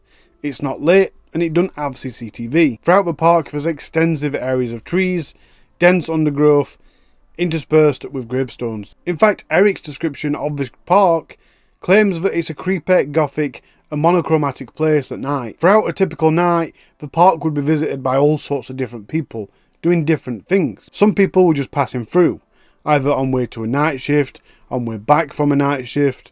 Some people would use a park to just chill out and drink. It were a place that students went to. Others would use a park to take drugs. And it's also known as a place that men would meet up to do adult things under the cover of darkness. In all, at night, this park is a creepy and dark place, with plenty of people passing through it, but never too many people at once. So it sounds like an ideal place that would fit Erik's fantasy quite well. So we all know exactly why you were there, with a claw hammer. As for Ranjith, nobody knows why you were there. He was gay, so it is possible that he was on the scene that night. However, it's also possible that he was just passing through, or doing absolutely anything else. However, I can say that the defence really wasn't shy about suggesting that he was there to meet other men. Regardless of why he was there, he did have the misfortune of encountering Erik Feld in the park. But before we get into it, let's do the disclaimers. This is a true crime case. It involves real people, and them real people have real families. So if I want you to share it and comment, please do be sensitive while you do so. Now, this case is already sounding a lot like the one we covered the other week with Dion Timms Williams, but there is a major difference here. Erik Feld didn't attack Ranjith because of his sexuality. In this case, it seems very much like it doesn't matter who Erik encountered that night, their fate would have been the same. It wasn't much longer after their paths had crossed that a member of the public just passing by found Ranjith in the park, and he was in a really horrific way. We'll get to that later. Obviously, they formed emergency services and they came and attended to Ranjith. Although, again, as you'll find out later, it was way too late for Ranjith. He didn't stand a chance. So now, while police are desperately trying to find out who murdered Ranjith in this park that's not very well lit, it's not got any CCTV, they're desperately trying to find any leads they can. 2 days after the murder, Erik went to a Poundland shop in East London. A security guard suspected that Erik was shoplifting, so he approached him, and an argument broke out not long after Erik left. But Erik then came back a little while later. He stood outside the shop, he got a claw hammer out of his rucksack, and he started shouting, "Come out." Obviously the police arrived and he was arrested, and on the 19th of August he pled guilty to a fray with the possession of an offensive weapon at East London Magistrates Court. And that was that. For another 5 months. It was on the 21st of January 2022 that Erik Fled was arrested again. This time it had nothing to do with the Poundland incident or any new incidents. The police and the forensics had found DNA under Ranjith's fingernails matching Erik Fled's DNA. At this point, police had already collected CCTV that followed Ranjith from his house all the way to the park. Obviously they didn't catch him going into the park, but they catched him going towards the park. His last sighting heading towards the park was at 5 minutes to 4 in the morning. With Erik now being the lead suspect, they also got footage of him walking away from the park at 13 minutes past 4. They also managed to trace him all the way back to his house. And that means that attack lasted less than 20 minutes. The last sighting of Ranjith before he entered the park, on his way to the park, was at 5:02, and the sighting of Erik leaving the park, or after leaving the park, was at 13 minutes past. That's 18 minutes, and within that 18 minutes, they had to cross paths. In court at the Old Bailey, a pathologist explained that Ranjith had been hit on the head with a claw hammer at least 12 times, in what was clearly a frenzied attack. At least 3 of those blows were severe, with severe force used. So much so, not only did they shatter his skull, they also made their way to the brain. Any single one of these blows would have rendered Ranjith unconscious before leading to his death. But Erik delivered 3 equally fatal blows. And that's at least 3, by the way. The injuries were that bad, the paramedics at first glance thought they were gunshot wounds. And they weren't the first blows either. Ranjith did have defensive injuries to his arms and to his hands, which showed that he initially tried to shield himself. Now, you'll have to let me know if you've ever done this, because it sounds so extremely unlikely to me. But Erik said the reason he took the hammer to the park at the very early hours of the morning was to hit trees with them to relieve stress, or to relieve tension, because he couldn't sleep. Now, I mean, if you need to hit things to release tension, I can think of a dozen different plausible things to hit. Maybe even go to the gym. But I don't think I've ever seen anyone in a park hitting a tree, let alone with an hammer. To start with, Erik outright denied his involvement in the murder. But after he was told that his DNA had been found under Ranjith's fingernails, and that matched him to 1 in 1 billion, he started to change his story. He offered no reply in interviews, but he submitted a defence case statement in which he said he acted lawfully in self-defence when killing Ranjith. Now, if you don't know, in the UK, we have a thing called reasonable force. And that basically means if you attack me, I'm allowed to use reasonable force to defend myself. I mean, in comparison to other countries, that reasonable force is very, very limited. And if you accidentally cause death within that reasonable force, there's a good chance you're going to go to prison for manslaughter. But with that post-mortem, it really doesn't matter how limited our self-defence is. Ranjith was unarmed. There was no way this was reasonable force. And even if Ranjith were armed, there is no way these 3 extremely fatal blows could ever be deemed as reasonable force. According to Erik, he came across a man in a park. He was thinking he was going to get attacked with a weapon, so he hit Ranjith on the back of the head with a hammer. He also claimed that Ranjith had made a pass at him. He said he swung out with the hammer several more times after he was pushed and pinned to the ground because he was unable to shake the man loose. Then, after weakening the man's grip, Erik said he pushed him off, got to his feet and ran to the exit of the park. Erik was interviewed by a psychiatrist in April and May 2022, and then again on the video link on the 5th of May 2023. The psychiatrist reported a well-established diagnosis of personality disorder. And although I previously mentioned it was agreed in court by all parties that this wasn't an attack motivated by Ranjiv's sexual orientation, Erik apparently expressed deeply offensive homophobic comments via outburst rants about Ranjiv while being cross-examined. Other evidence came from his phone.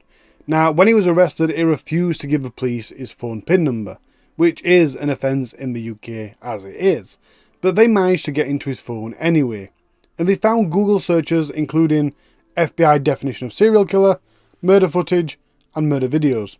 I know, as true crimers, them sorts of searches aren't all that damning, but he also visited numerous web pages with thumbnails and videos consisting of real-life graphic and extreme footage. This consisted of people being murdered, and guess what?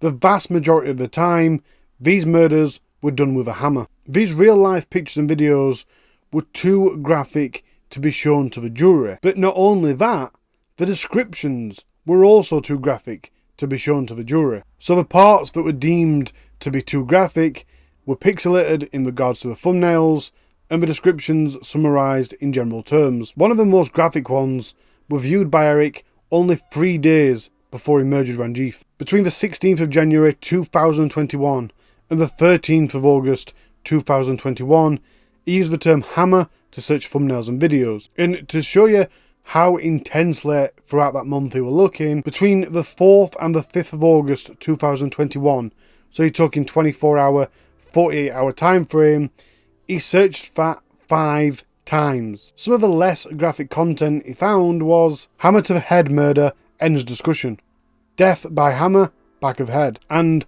female bludgeoned to death with hammer. An extremely incredible thing about this footage that's too graphic to be shown to the jury is that it was found on the clear web, not the dark web, the actual general web that you use every day. While searching his phone, police also found 2 photos of Erik Feld holding a claw hammer. Now, if you listen on podcasts, you can't see the images, but these aren't like him holding a hammer doing some work. He's got his hood up, he's posing to the camera with a big smile on his face with his hammer. And with the hindsight of this story, you can really see evil, murderous intent in his eyes. He almost looks like he feels powerful. The photos were taken by Erik in December 2020, and that specific claw hammer in the pictures has never been recovered. He told the jury that he disposed of the hammer that he'd used to kill Ranjiv by putting it in the rubbish in his flat. But as I said, this is a guy that collects hammers, and it seems that his hammer collection's constantly rotating. When he was arrested 2 days after he murdered Ranjiv for the Poundland incident, his flat was searched, and during that search the police found 2 mallets and a sledgehammer in his hallway cupboard. A 3rd mallet was also found in his living room cupboard, all of which were confiscated. Then, when he was arrested another 5 months later for Ranjiv's murder, a further hammer and a cutthroat razor were found by his bed. During his interviews with the psychiatrist, they asked Erik why hammers, and he explained that he saw them as being easy to come by, easy to use. While on remand for Ranjiv's murder at Belmarsh prison, he wrote a note which he gave to a supervising prison officer, who in turn passed it to the governor. Amongst other things relating to other prisoners, the note said, "They're triggering my moods that led to my index offence, committed against an unknown man." Now obviously by index offence it means the random killing, and this is an admission before his court case. He also said the prison wing was irritating me to the extreme, and I'm fantasising killing one of these pieces of shit. Now I know this bit's going to make the comments go mad, because not only was he watching things online, but it was also reported to the court that he would buy kittens to, well, he'd buy kittens to use his Amazon. Despite Erik initially saying that he had nothing to do with it, and then claiming self-defence, it took the jury just 3 hours and 23 minutes to unanimously find him guilty of murder. So you know what that means. The only applicable sentence is a life sentence. The judge deemed that it wasn't serious enough to warrant a whole life sentence, and because it's deemed that it wasn't motivated by Ranjiv's sexual orientation, it wasn't a 30-year starting point either. However, Erik did take the hammer to the scene, so the judge agreed with the prosecution and the defence that the starting point for the minimum term should be 25 years. The aggravating factors were the premeditation, because he'd actively gone out then and in the past looking for a victim. The extreme violence used. The victim was a stranger in the park, which is a multi-layered one. It's basically saying that Ranjit was to some degree vulnerable and that there was very little chance of anybody coming to help him. The final aggravating factor was that Erik had relevant previous convictions. The only mitigating factor was his personality disorder, and although that does lower his culpability, it didn't lower it to the extent that it lowered his ability to understand the nature of his conduct. So on the 14th of June 2023, at the Old Bailey in London, 38-year-old Erik Feld was sentenced to life in prison with a minimum of 28 years. Now, almost everything I could find I've already told you, so I couldn't find any more on Erik, and I could only find a little bit about Ranjit, so I'm going to tell you that now. He had an ex-wife and 2 children in Sri Lanka. He also had an ex-civil partner in the UK. And I'm now going to read you a victim impact statement that the prosecution read to the court. It's from Ranjit's daughter on behalf of herself, a mom and a younger brother, who, by the way, was watching the video link from Sri Lanka. He loved us more than his own life, and we were the most precious things in his life. To further his studies, he went to the UK in 2009 and completed 2 degrees. Life was not easy for my father in the UK. He had to work day and night to provide for us. After those 12 years of sacrifice, he was going to apply for citizenship, but postponed due to the start of the pandemic. His aim was to apply for an accountancy position at a UK bank, but before his dreams came true, he was brutally murdered. Now, I can't fulfill my dreams for my wonderful father, who I loved so much.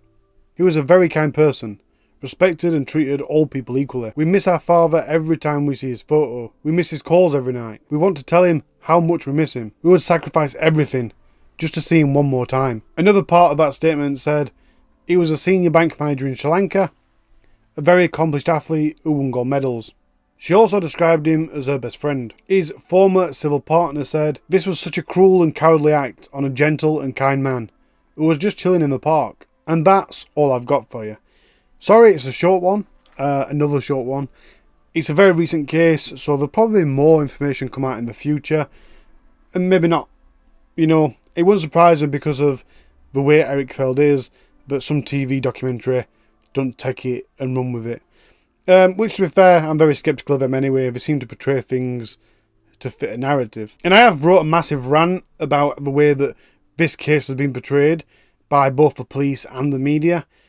But I've decided I'm going to leave that out. I don't want to focus on politics. And that leaves me with nothing else to say.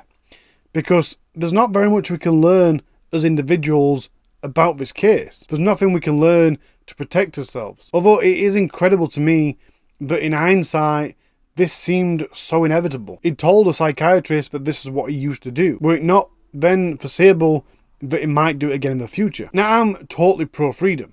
The idea of putting laws in place to restrict my freedom and everyone else's freedom in the name of safety really does gripe on me. I don't think I, as a law-abiding citizen, should be surveilled and limited in my freedoms just because I could be a serial killer. It doesn't make sense without reasonable cause. But I do often think of that because there is a grey area. And don't get me wrong, when it comes to freedom, I am pretty much very black and white. But there is a grey area here. How much freedom are you willing to sacrifice, if any, to make sure this doesn't happen again? So the only thing that I could actually come up with was surely there should be some more type of provisions, some sort of parole in place for people like Erik Feld, where it is admitted that he used to go around with an hammer, with a blade, looking for a random victim to kill. Or not necessarily looking, but hoping an opportunity would present itself. Surely then it's obvious, in my mind, that this person isn't safe to be in public. I mean, it's obvious to me. If somebody said, look, this is what I used to do, I wouldn't really want my loved ones to be around them at night time, you know? So maybe a longer parole, a longer licensing should be placed on people like Erik Feld that have got a risk to the public. Maybe even a X amount of time where the digital communications are monitored. Again, I don't think everyone should have the digital communications monitored continuously forever, but for someone like him that's got these fantasies in his head, surely it should be checked out and fully vetted that he's not slathering these thoughts and fantasies. I don't know, I get myself in knots when I think about things like this. So let me know what you think down in the description. My love goes out to Ranjiv's family, obviously. It is such an absolutely awful position to find yourself in. All I'm saying is, I love you. Take care of yourself, take care of those around you, and I'll see you next week. Bye.